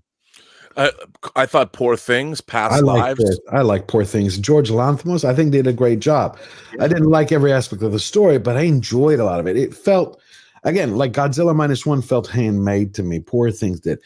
But when you have something like Barbie get so many nominations, I think it shows that the political messaging. Yeah, I agree. Of it all. It underserves and underscores that Oppenheimer not only is of high quality, Poor Things is of high quality. It's like when Parasite got it. Competing against something like Barbie, to me, just cheapens everything. But you also have to understand how this works. So the people who know that they're not going to win, they're really happy to be nominated. Number one, the studios are happy because then they can promote the film as an Oscar-nominated film. So there's no way Barbie is going to beat out Oppenheimer. Okay, right? So no one in Barbie are going to be stressed as they're sitting in their chairs hoping that they're going to win. It's when you've got two actresses, two actors, or two movies that are kind of on the same scale that's when the anxiety happens. You got to be there to really experience the level of anxiety these people feel. So right now, what Hollywood is doing is spreading the marketing fairy dust to these properties, and that's it, because no one's going to beat Robert Downey Jr. for Best Supporting Actor. For Oppenheimer. No one. Yeah. So that is actually a comfort, and that's how the Oscars work. It's now the thing is, fairy dust. Do you think what they're doing now with all these articles then coming out, because I viewed it as all these articles from Hillary to people complaining about Barbie, is tying into what you're saying, the marketing fairy dust, because the Oscars each year have been going down in the ratings. I mean, when you say Oscar nominations, it's not what happened when I was growing up, where when they came out, my family, they'd start calling up and saying, okay, who's going to come here? And, you know, when the Oscars say, we're going to have this, you're going to cook, you're going to bring dessert. I mean, family used to get together. Now it's like Oscars. But what? But the difference is that studios stopped making movies that were appealing to Oscar voters. I mean, now if you look, the studios have accepted a business model. Well, they'll spend $150 million on an IP movie that's supposed to play globally. As soon as the studios stop making movies only for the domestic market and the international market, when films started to outgross movies in the international market than here in the domestic market, the studio's business model changed. And what happened was you had movies like Moonlight that were nominated for Best Picture that no one had seen because they hadn't played in multiplexes. And so people lost interest because the movies that were nominated, you know, they call them Oscar bait movies now or whatever. But when One Flew Over the Cuckoo's Nest was nominated, you had one of the biggest stars in the world, Jack Nicholson, in a literary adaptation directed by Milos Forman. And it was a studio picture. And Forrest Gump was a Paramount movie. What about Crouching Tiger, Hidden Dragon? Again, I go back to Amadeus, Chariots of Fire. But Crouching Tiger was a film made by Ong Lee, but it was put out by Sony. You know, so it was, the studios do not have many Oscar caliber movies anymore. And like a studio would never have made Poor Things. They would have read the script and said, what? And so now you have all this indie fare that has replaced studio fare at the Oscars, which means the general population hasn't seen a lot of these movies, so they lose interest. There's also a feedback loop that sort of kicks into effect there, because the more the Oscars nominate things that most of the general audience hasn't seen, the more people's attention to the Oscars turns to things which have very little to do with the films. We and can that, blame in Weinstein its for own this. turn, can actually then influence the Oscars decisions going forward. So when you have, it's almost once every 3 or 4 years now, there's some big social campaign that kicks off around the latest round of Oscar nominations. It was Oscars So White prior to that, and you can pretty much set your watch by it. The moment there is a social campaign like Oscars So White, you know that next year you will have all of a sudden another film that's nominated that no one has ever seen that just happens to contain a black lead with another black lead with a black kid and a black, like, it has to correct itself.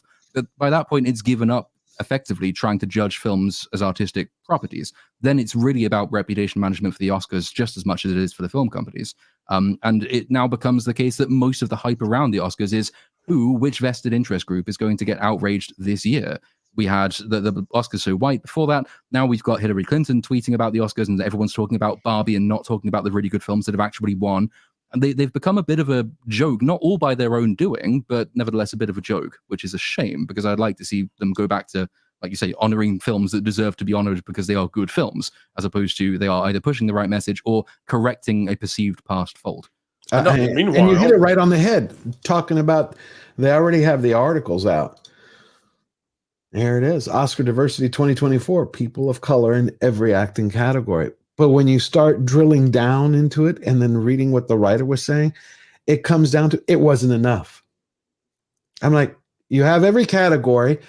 They don't ask the question, did any of these people who are nominated, whether you're talking about right, do they deserve it? Right. And we get back to the beginning of the show, we're like, they're more concerned not about telling a great story, putting a great performance on, creating escapism or wish fulfillment, or getting you to forget for a couple of hours. It's like, who is telling the story and who's standing on the soapbox? I think that's and I really need to get this point in. Sorry, let me make this really quick. It also comes down to the right kind of diversity, because one of the things that I take umbrage with for the Oscars this year is that when it comes to Godzilla -1, Takashi Yamazaki made that film for something like $12 million in production. Yep. That is I mean, that's some kind of magic. I don't know how a director does that. People have come up with solutions and said, well, you know, he's into the CGI. He knew exactly what, I don't care. The man made that for 12 million. It looks like it was made for 350. Yet he's not on there. Why is he not on there nominated for Best Director? Well, because he's the wrong kind of diverse. He's Japanese, and that's not in the categories that we need to promote right now. And the entire cast is Japanese. Exactly. There's no diversity in that movie at all. Yeah, and I mentioned in my review that Wakanda was not a diverse movie. No, of course it wasn't. Yeah, but it's the right kind of.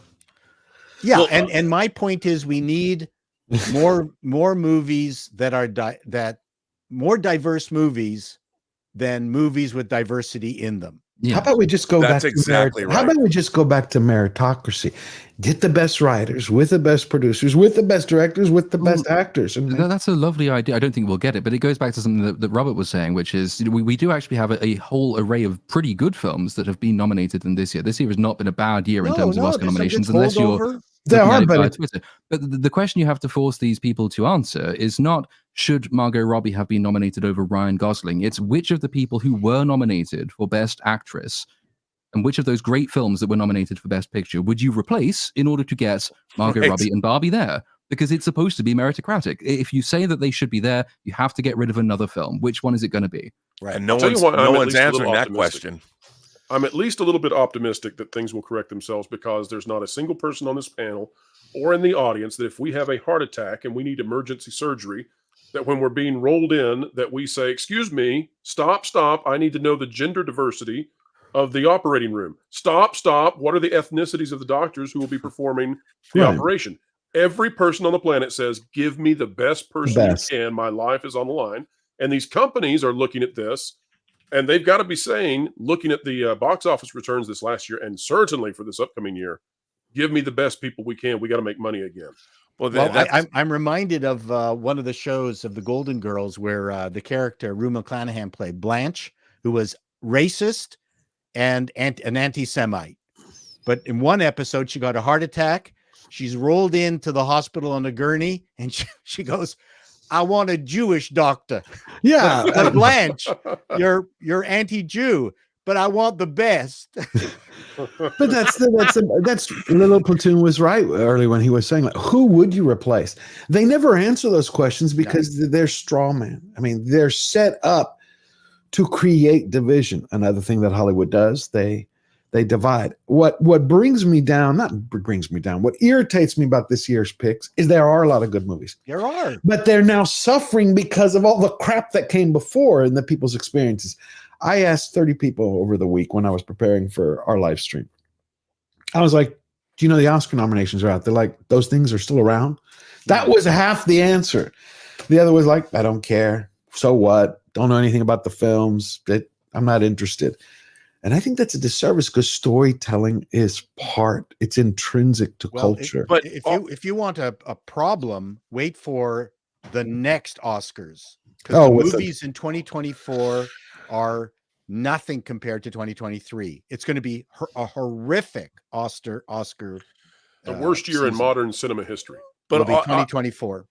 You're talking about the rule change? Is that what y'all are talking about? The rule change where everything has to be based on... No. I'm not even talking about that. I'm just talking about the quality of the movies that seem to be... Yeah, there's so many sequels and things. But I wanted to point out, too, that movies themselves and the place they hold in our culture has significantly changed. Mm-hmm. And part of that is because of live streams like this.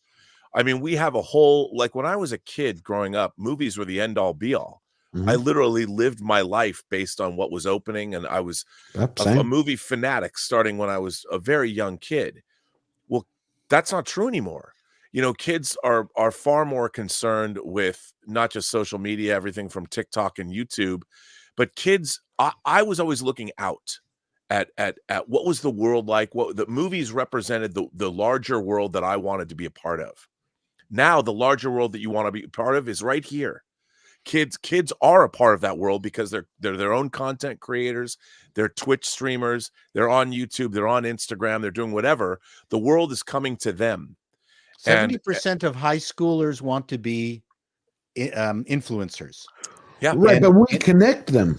But influencers do true. But the problem is, when I was in high school, I was an AV guy. I did staging. I did set design. Yeah. That was my slow stair-stepping to TV and movies.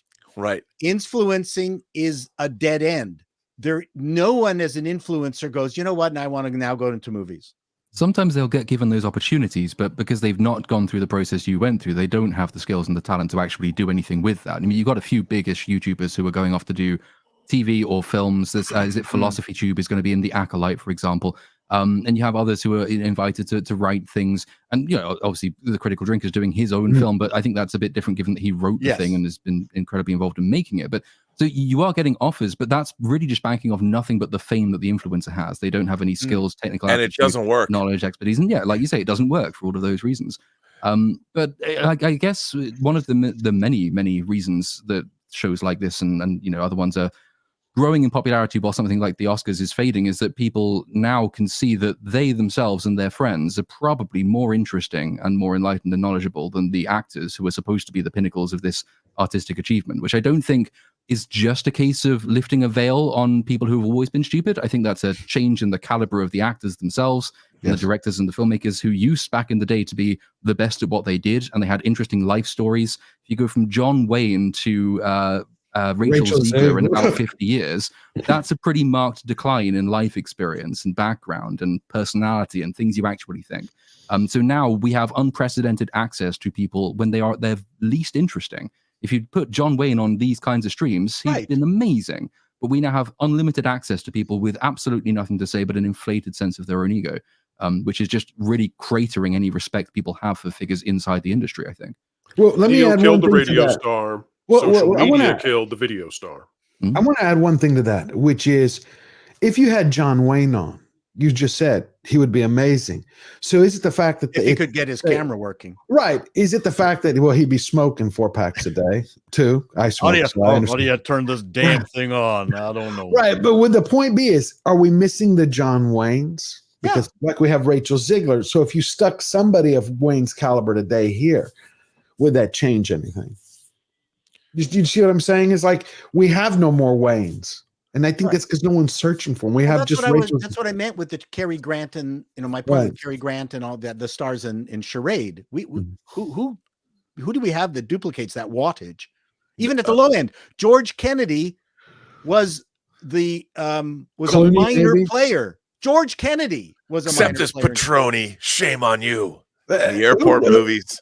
Who could do the thing today? I mean, where's your Gleason and your Paul Newman and Robert? But again, the world has changed too.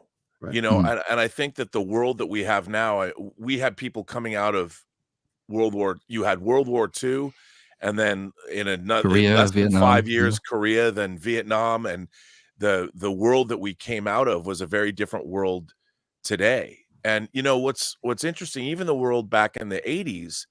Like I remember seeing Spike Lee's first movie, She's Gotta Have It. Okay. Which he self-financed. And it was a black and white movie about a woman from Brooklyn who had multiple boyfriends and things. And when I saw that at a film festival, and I remember watching this going, I didn't know who Spike Lee was, but I was living in Seattle. And I saw a world that I didn't know anything about, that I would never be a part of. One, I wasn't black. One, I wasn't female. And I wished I had multiple partners, but I didn't. And I'm watching this movie, and I was so struck by the talent on display. I'm like, this is so new, and it was so fresh, and I'd never seen anything like it before. And I'm like, I want to see what this guy does next. And, then he made School Days, and his next movie was Do the Right Thing. And Do the Right Thing is just a knockout film. And today, a guy like Spike Lee, people don't have those careers. You have Colin Trevorrow makes $1 million movie in Safety Not Guaranteed. Steven Spielberg sees it and goes, you should direct Jurassic World. And then suddenly he's directing Jurassic World. And so even filmmakers that are working at the studio level don't have a progression into their career. Martin Scorsese is still being nominated for Oscars, started out making Boxcar Bertha. Well, look at Miyazaki. He's now the oldest. This is his last film, The Boy and the Heron. It was nominated. It's not about a toupee, George. It's heron. Heron. I know heron. Not heron. It's not a toupee. Smart ass. Yes. I'm a smart ass. But we don't even have an industry anymore where people, because there's no, it used to be movies have become so expensive at the studio level. The studio movies in the 70s, even in the 80s, were Hunt for Red October cost $30 million. Yeah, you couldn't make that. And now it would be a $250 million 10-part miniseries. How about Lawrence of Arabia? How much would that cost today? Getting Attenborough in here. It would never get made. You couldn't get the insurance bond to have all those people on horseback. Okay, now here's a question for all of you. What has been completely eviscerated, for the most part? What art form has been almost completely absent over the last few years? Novels, music, on film. Oh, Platoon. Oh, Comedies. Comedy, Oh, yes. yeah, thank you, Robert. Romantic comedy. What about sex? God, we used to have What was Basic that too? Instinct. Yeah, 9.5 weeks. But comedies, because they don't travel. The But reason comedies were a staple for such a long time. but studios stopped making them because they're too colloquial. So Don't you remember the 3 Men and a Baby craze? You yeah. remember that? I think that the other movie thing that made, killed comedies is fear. The fear however- that you'll make the joke that's not acceptable. But the Glenn Powell Sydney Sweeney movie, the one that just came out, has made over $100 million. Because people are hungry for it. People want to see those kinds of comedies with. I mean, Glenn Powell made a real name for himself, and well, maybe not a name, but you remember his face from Top Gun Maverick. You know, the guy who ends up saving him at the end. He's a total charismatic guy. He co-wrote the movie Hitman with Richard Linklater that did very well in the festival circuit. That's now it's going direct to streaming, which I think is silly. I didn't see it. But having he's like you're saying, that guy can have a career. And I was blown away that and I don't even remember the name of the movie. I just know it made $103 million. But that's the first rom-com that did. Even George Clooney and Julia Roberts could kind of get a comedy up there. But like you guys said, like Pro said, comedies are dangerous now because they'll offend somebody. We need more comedies. Well, that's why we absolutely do need more comedies, because comedies allow people to make fun of things. I mean, how many comedians they've tried to cancel? I thought Joyride jokes. You can't tell this kind of joke. You can't tell gay jokes. You can't. No jokes. You're supposed to joke about everyone. I thought Joyride was going to be a big movie last year. The raunchy the Asian girls that go to Korea. But things don't have to be raunchy. You've got the man in the white suit. You've got the lady killers. There's comedy out that's available. Of 4 men in a funeral. Whatever. Kind Hearts and Coronets. Kind Hearts and Coronets. I mean, there's comedy that people aren't doing. Is it too intellectual to be stupid? And you know what? And the comedy that does succeed, like Beef, has a mean undercurrent to it. We live in a mean time where, you could watch American Pie, but at its soul, American Pie was a very sweet film. Yes. Yeah. Meatballs. Yep. Meatballs, again, a sweet film, even though that was a lot of fun. Sleeper. I mean, half a dozen of Woody Allen's movies. We don't see any Jewish films, if I can put the nail hit the nail on the head. I blame it not on the cross, right? Well, I made one that's streaming. Yes, I know. They Yes, asked us to change. They asked us to change the title. Tango How can Shalom? I see the film? It's on Amazon Prime. I've watched it. Tango Shalom. All you need to do is you need to get a beach ball. Yeah, we made it for no money. I mean, it was made for it was a Borscht Belt comedy thing, but now because everyone's so afraid of being associated with anything Jewish, they asked us to change the name from Tango Shalom to Forbidden Tango. But here's the thing: you're talking about comedies. No, you're talking about Occupation Tango. But wait, you're talking about comedies, but there's another set of films that are underserved. Sex. Yeah. What happened to sex in movies? Again, I go back to Sharon Stone. Remember? Weinstein. All of them. You had them everywhere. Every movie, not every film, but you had, whether it was, I'm not talking about graphic nudity now, like the Sharon But kids aren't even getting laid anymore. But you used to have it where you had passion. Robert. You had hot. I know it's somewhere. But that was another thing. I mean, another way that our civilization has changed. You can go see whatever you want on YouPorn, RedTube, Xtube. Yeah, but I'm not talking about porn. I'm talking about in cinema. I know where Robert is going. But I'm talking about Marvel. Let's take Marvel. We'll break it down, because I was going for the basic instinct that type. But the thing is, though, that used to be when sex was somehow still mysterious. Especially for teenagers. It was. Nowadays, anybody is a click away from getting whatever you want. I think it's because it's become incredibly intimidating.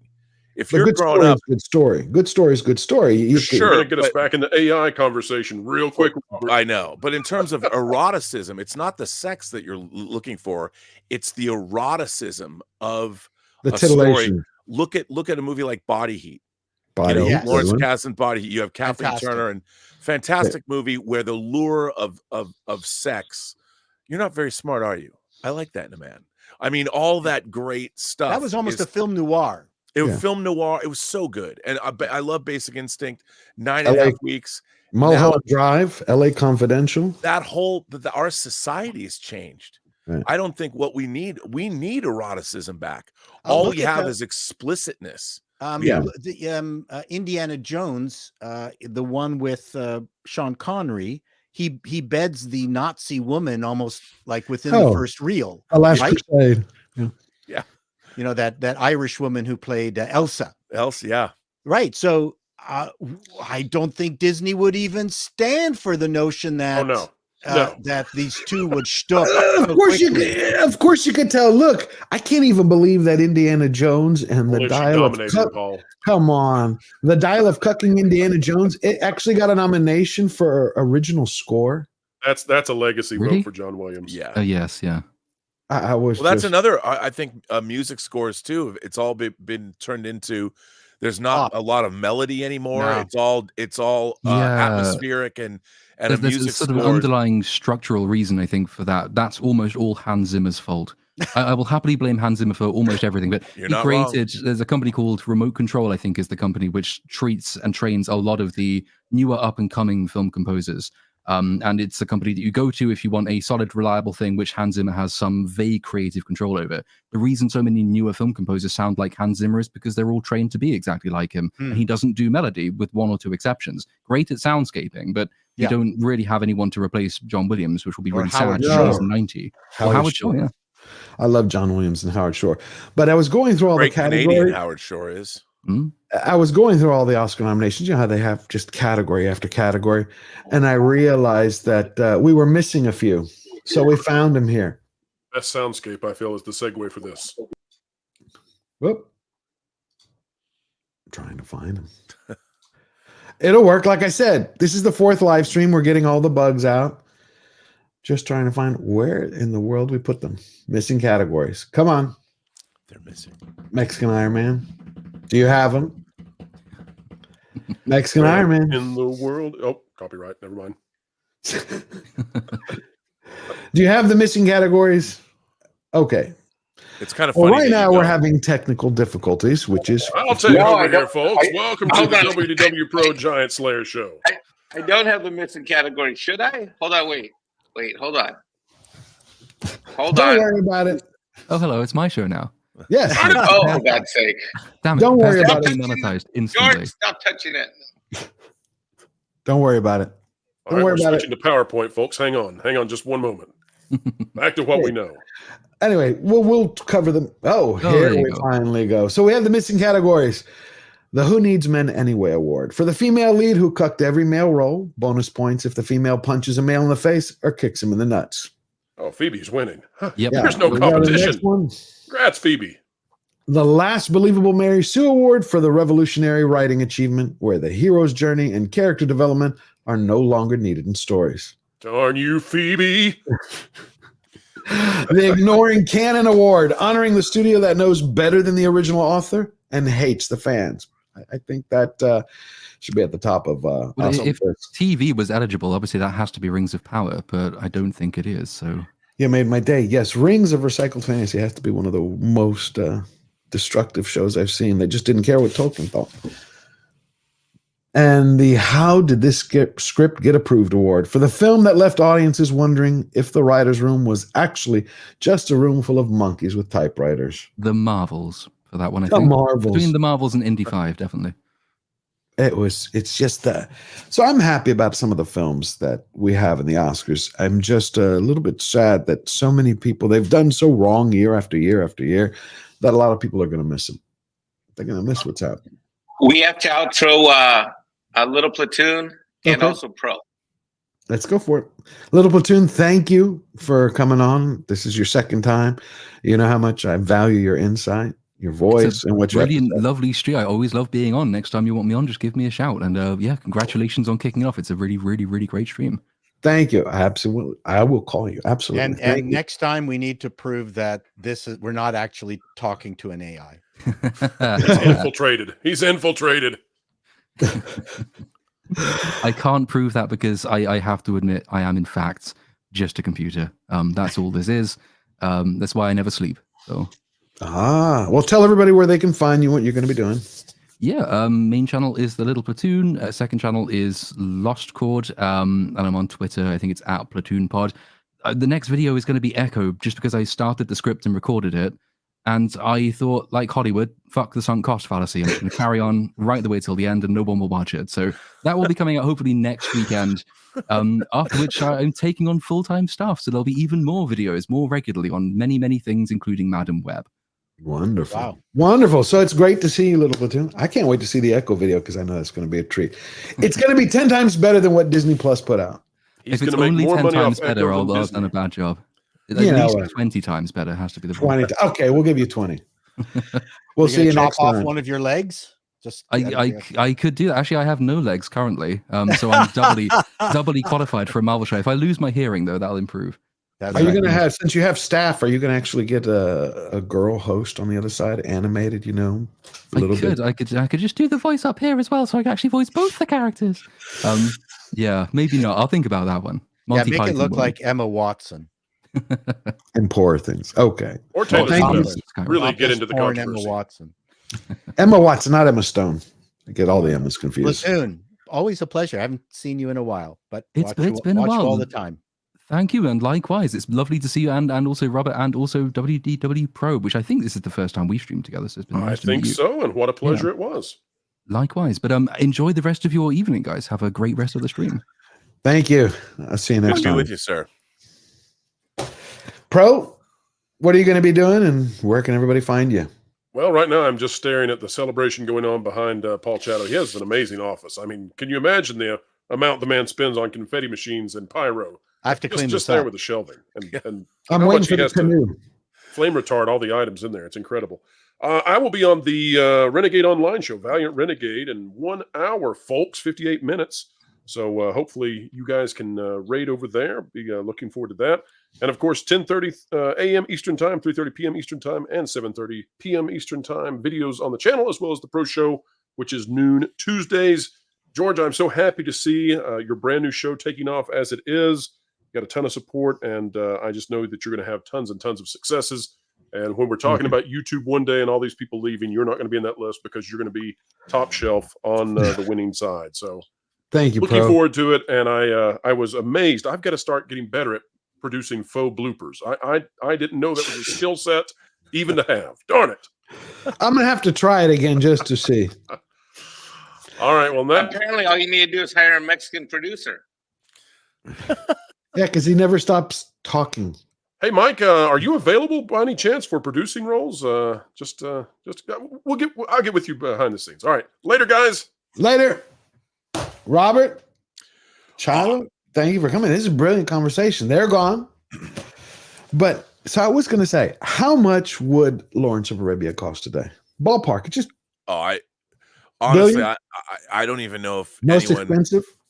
I don't. But the thing about it is, it's all practical. So you're not having an army of CG artists around the world having to work and having to get paid and having the overhead of all those companies have to get taken care of. But again, you know, the horses and the people.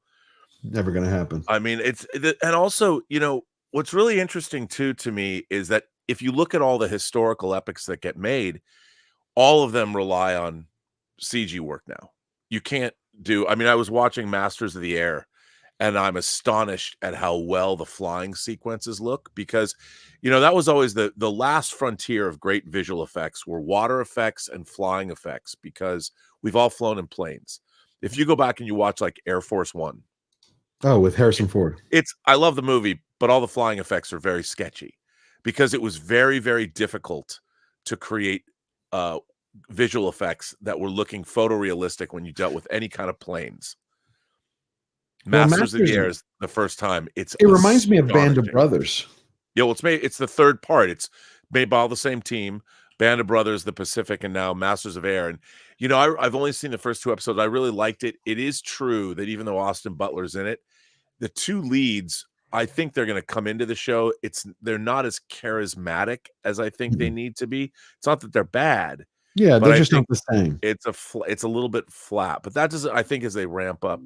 You're talking about the guy who plays Bucky and Buck? Yeah, Bucky and Buck.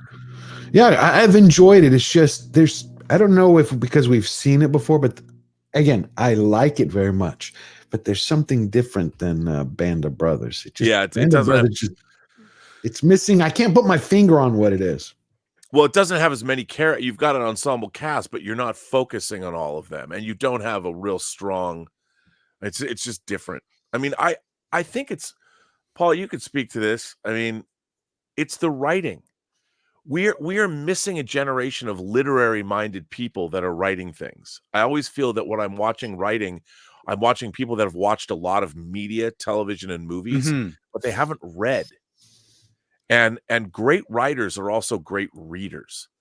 And I think that people that work in TV and movies are missing, especially in science fiction. I mean, I don't think anyone who works on modern Star Trek has ever read a science fiction novel. No. And it's you can see it. You can see it in the writing, unless something's actually based in something that's literary, like The Expanse, like Foundation. Hopefully the Three-Body Problem has a little bit of but you won't learn how to do TV or movies reading Foundation. You will learn from pulp novels. You'll read everything by Graham Greene. Yes. The books are shorter, great stories. They start fast. The characters are absolutely clear as day, and you get totally caught up in the dilemma.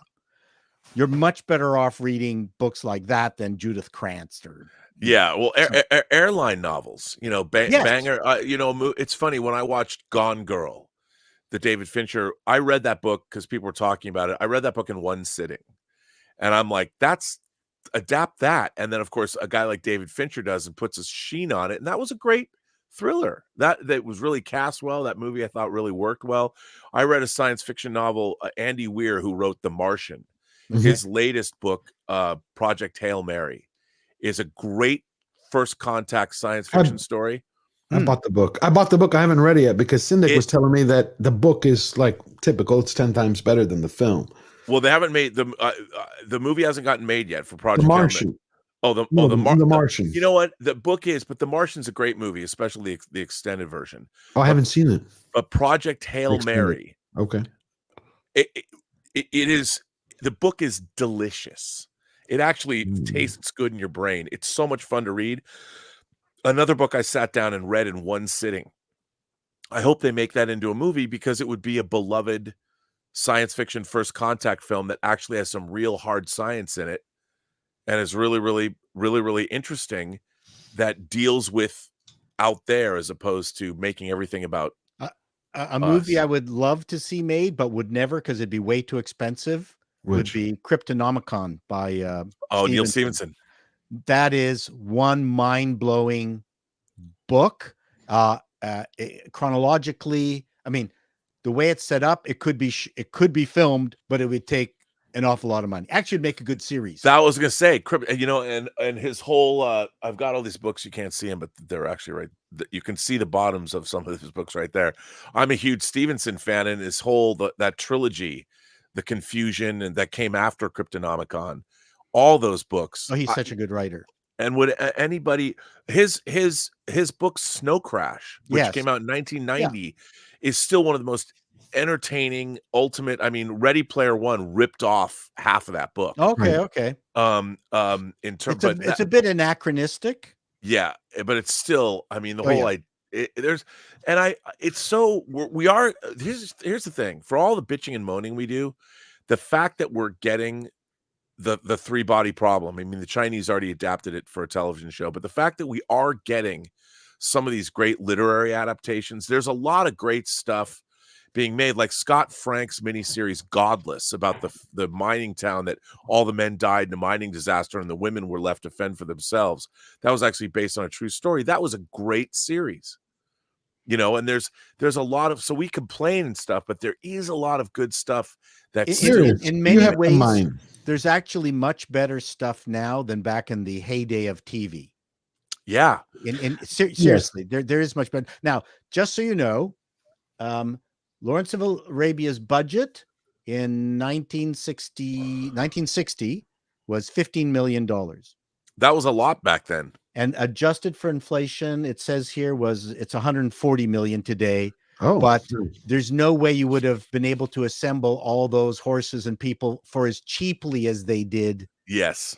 Back then. That's the difference. What a movie.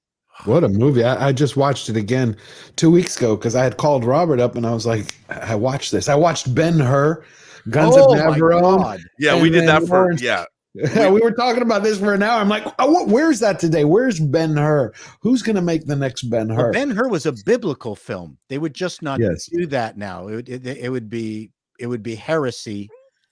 And I'm not a biblical person. No. It's a fantastic movie. Like I could only think of Kingdom of Heaven. Ridley Scott's Kingdom of Heaven had a little bit of that, and I enjoyed that. Well, again, because our culture's changed. I mean, you watch those big Technicolor epics like The Robe, another biblical movie. And the funny thing about it is I've told people that one of my dream projects, if I could ever make it, is I would love to do a modern version of the story of Job, the book of Job.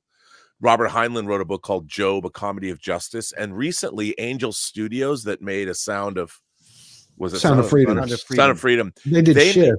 They made The Shift, which was actually a science fiction riff on the book of Job. Yeah. And I thought it was actually pretty interesting. The Angel Studios is interesting because they're a faith-based studio, but they know how to make movies. And it's, I think they're only going to get better as they move along. Now, I don't know, being Jewish myself, I don't know if anybody wants to hear anything I have to say anymore, but which is really weird to think, to watch. We used to have Jews had a whole, we had Woody Allen, we had movies like Schindler's List. We no longer. I mean, I've never seen a people fall from grace so quickly as we have over the last 6 months. But it's been crazy. But there is one thing before we start wrapping things up, because we always go back to Disney, because I view them like the canary in the coal mine. We were talking about Echo earlier, and that's what Little Platoon was saying, the video he's working on.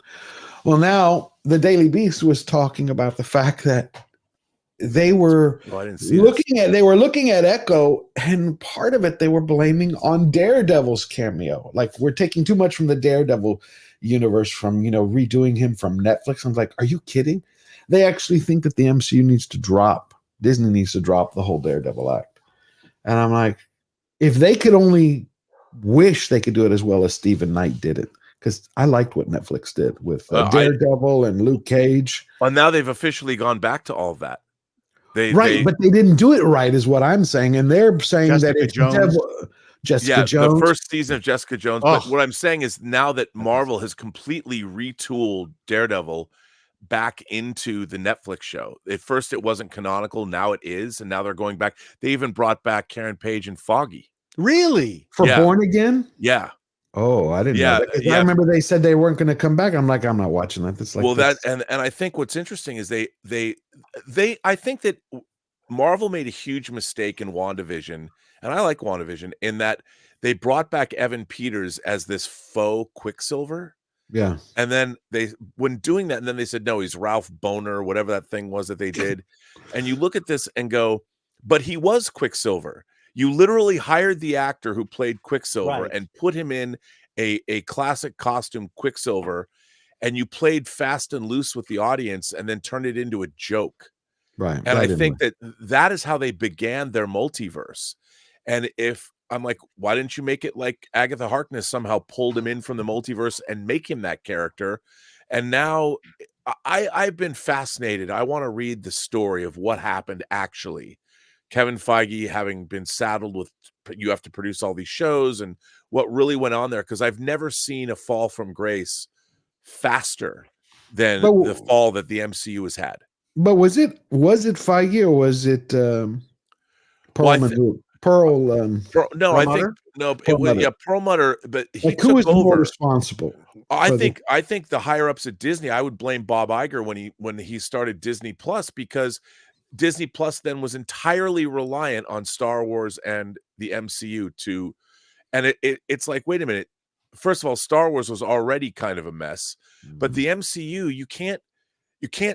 they were making 3 to 4 movies a year and it was working. And then you're like, and now you're going to have to make 5 shows for us. Well, the quality also dropped completely. Yeah, how do you? There's nobody can do that, and none of those. As much as I might have liked WandaVision, and I kind of like Falcon and Winter Soldier, they had to retool it because of the pandemic. None of those shows have been particularly good. No, and especially in the light of Loki? where TV is at.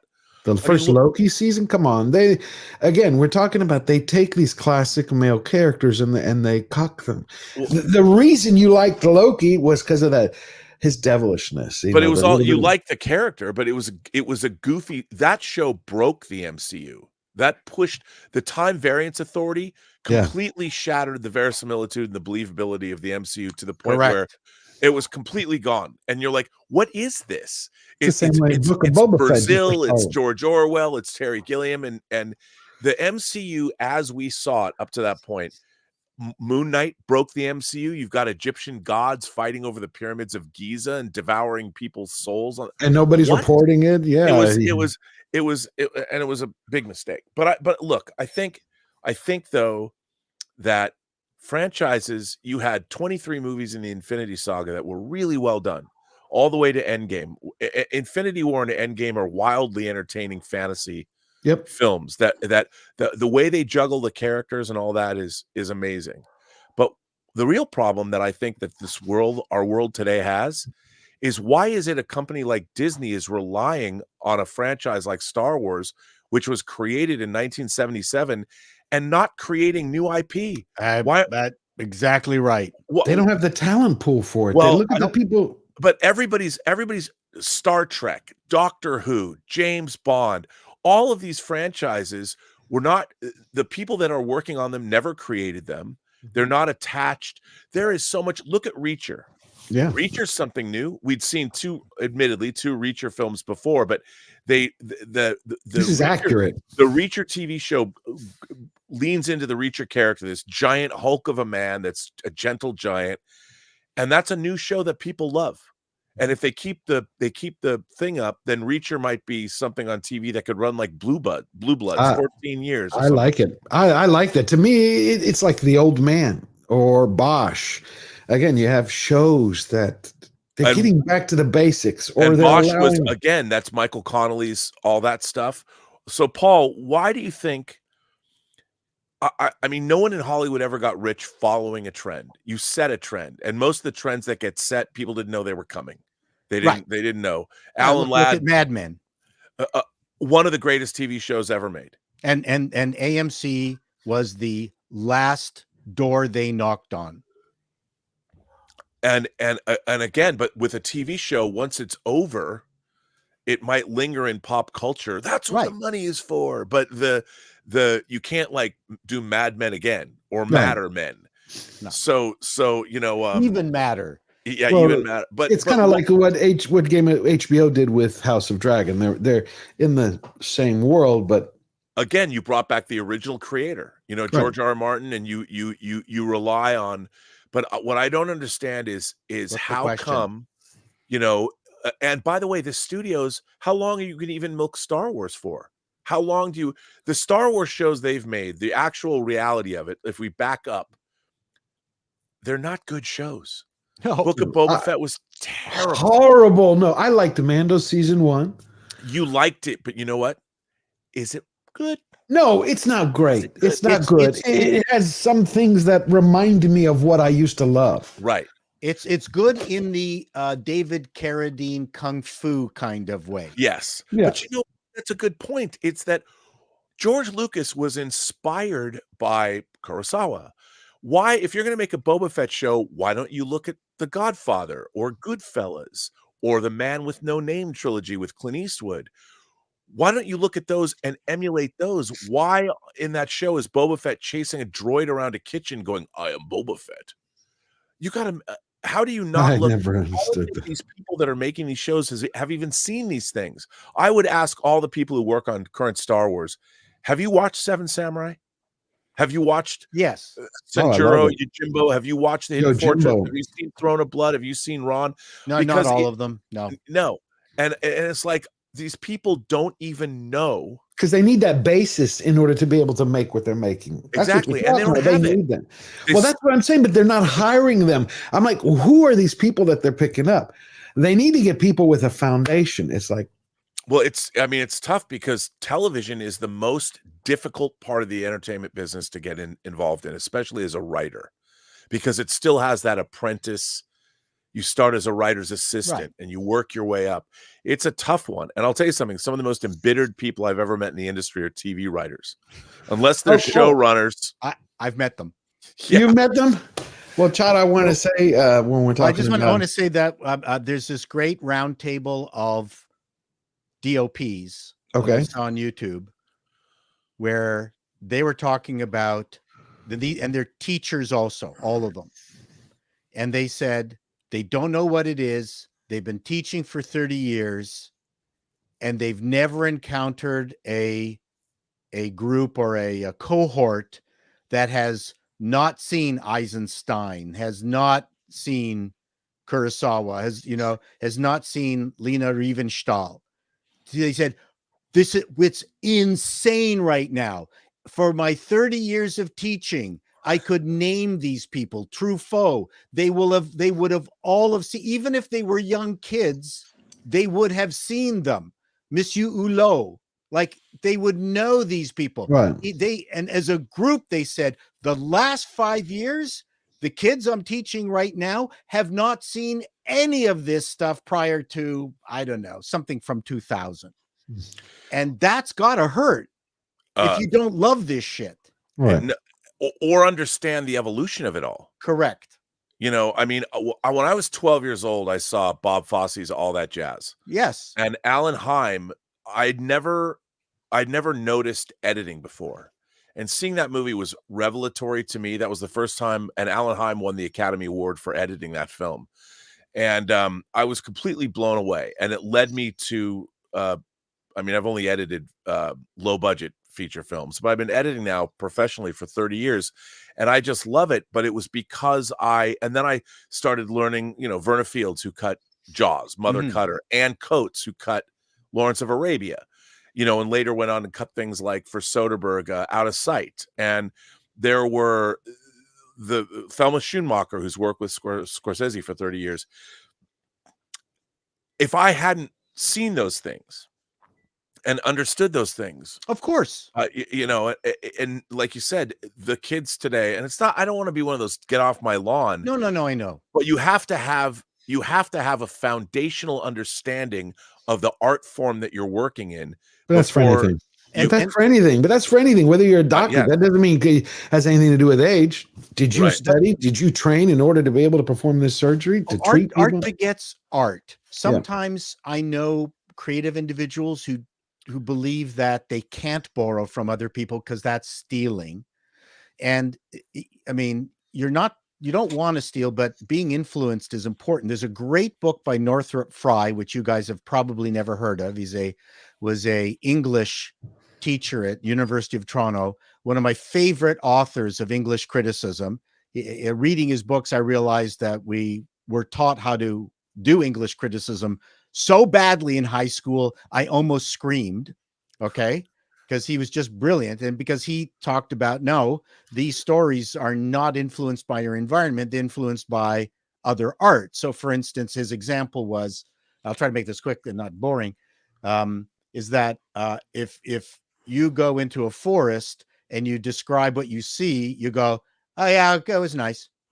Okay, now write that in a book. My feet crisply walked across the pre-trampled leaves as the dappled sun shone between the trees as it lost its foliage. You don't talk like that. No, of course not. But that's how you write. And that's how you learn. And that's how you expand your brain. Exactly right. And so art begets art, which is why it's important to love this other stuff. Passion. And I think on that note, Mexican Iron Man was just telling me that you got to go. I got to go. Well, thank you for coming in. Please let everybody know. Thank you for where they can find you. Absolutely. Well, you can find me on Call Me Chato, which is my entertainment YouTube channel, and my other fast-growing channel is called Appalling News. But I never miss an episode, by the way. Thank you. APAULING News, where I get to rip into some of the dumbest shit in the world. How long does it take you to do one of those episodes? Oh, those things.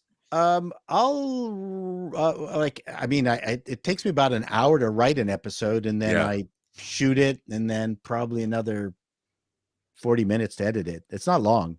Wow, because they're good. They're great. Thank you. You look like you have a lot of fun. I'm having a terrific amount of fun pretending I'm Walter Cronkite. That's what. And you never break character. No, I never. It's break so character. good. So, and it's just been skyrocketing. So that's been fun, and I'll be doing more of those. I got so much stupid stuff to convey to people. I'm even thinking I'm going to dive into the Jordan Peterson dismissal and what happened to him. I'm trying to turn that funny. That is shocking, by the way. It is shocking. It's shocking to see a public figure that has fallen from grace in some people's minds. I don't think he has. Or not fallen from grace is the wrong term. Just people don't like his politics or whatever.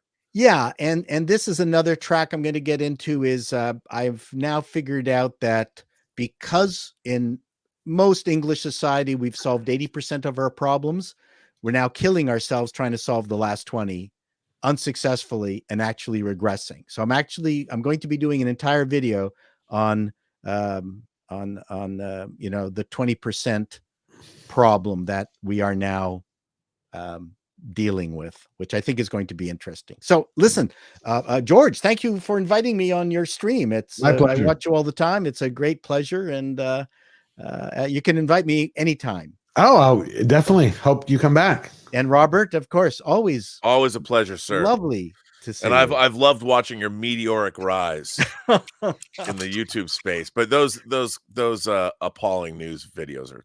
I love more coming. Thank you. They're so good. Bye, everyone. Have a great week. You too. Wow, we're going to read some super chats and then slowly wrap this up. All right, man. So we got from Razorburn for $5. Love you all. Robert, love Robotech. George, love your skinny puppy fan. Chato and Platoon, do what you do. Hail all. We should have read that earlier. God bless. I want to give a shout out, since Skinny Puppy was brought up, to the Canadian record label Network, and that's Nettwork. It was Skinny Puppy's record label.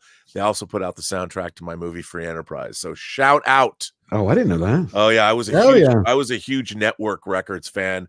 MC 900 Foot Jesus, Skinny Puppy. Love Skinny Puppy. I love Skinny Puppy Vivisect Vic. Oh yeah. And we have Eugene, who gifted 10 George the Giant Slayer memberships. Thank you, Eugene. I hope everybody got them. And we have Alexander Wilson for $5. Fellas, don't forget that the Oscars in 2023 was watched by over 20 million. It was the highest watched program in USA. That was not an NFL game. But yeah, but it used to be watched by, what was it? I think the Oscars are going to be bigger this year, though, in terms of ratings, because of Barbie. Just because of everything. Oppenheimer. Yeah. I hope so. Hey, look, I think if they could get some success with solid films, they could get people back. I don't want them to succeed if they're going to keep making crap. No, I just don't. Right. But I'm glad what they got here so far. Next. Mexican Iron Man. Is that it? Jim Alaska. Hey, Jim. It's been a long time. Jim and I first met in Vegas at an F&T meetup. Jim gifted 20 George the Giant Slayer memberships. I hope everyone's doing well there. Thank you, Jim. Is that it? Davina Duckworth said that Network put out Delirium's ambient album, Semantic Spaces. They did. And they were instrumental. And Sarah McLachlan used to sing for a band called Manufacture, which was a sort of an industrial band. I was able to get a song from them on. I love working with Network. And the woman who was my music supervisor, Spring Aspers, is one of like the most, she's ascended in the last 25 years to be one of the most senior members in the music industry. She's incredible. So well, that's awesome. I'm gonna have to call you. You gotta tell me that story. Yeah. And we have to get our show together. I know. I want to do a show with George called Lore, or The Lore, where we look at different, not just franchises, but different things. Like it would be great to do a Dune Dune show. Can't wait. Yeah, I'm so excited. I mean, we're almost just a month away from Dune. I know. 2. Did you get your tickets? They went on sale yesterday. Yes, I did. Dune 2 IMAX. All right, everybody. thank you so much for coming, from Princess Fiona to John DeVoist to Grant Rasha to Toxic Waltz, everybody who sent a super chat and everybody who's just here and enjoying and having a great weekend. And thank you for the memberships and signing up. We're going to be holding a membership live stream. I'm going to put that poster out in the community section soon and on Twitter. And until next week, we're going to have some very special guests. Remember that we never bow down, we never bend the knee. Always forward.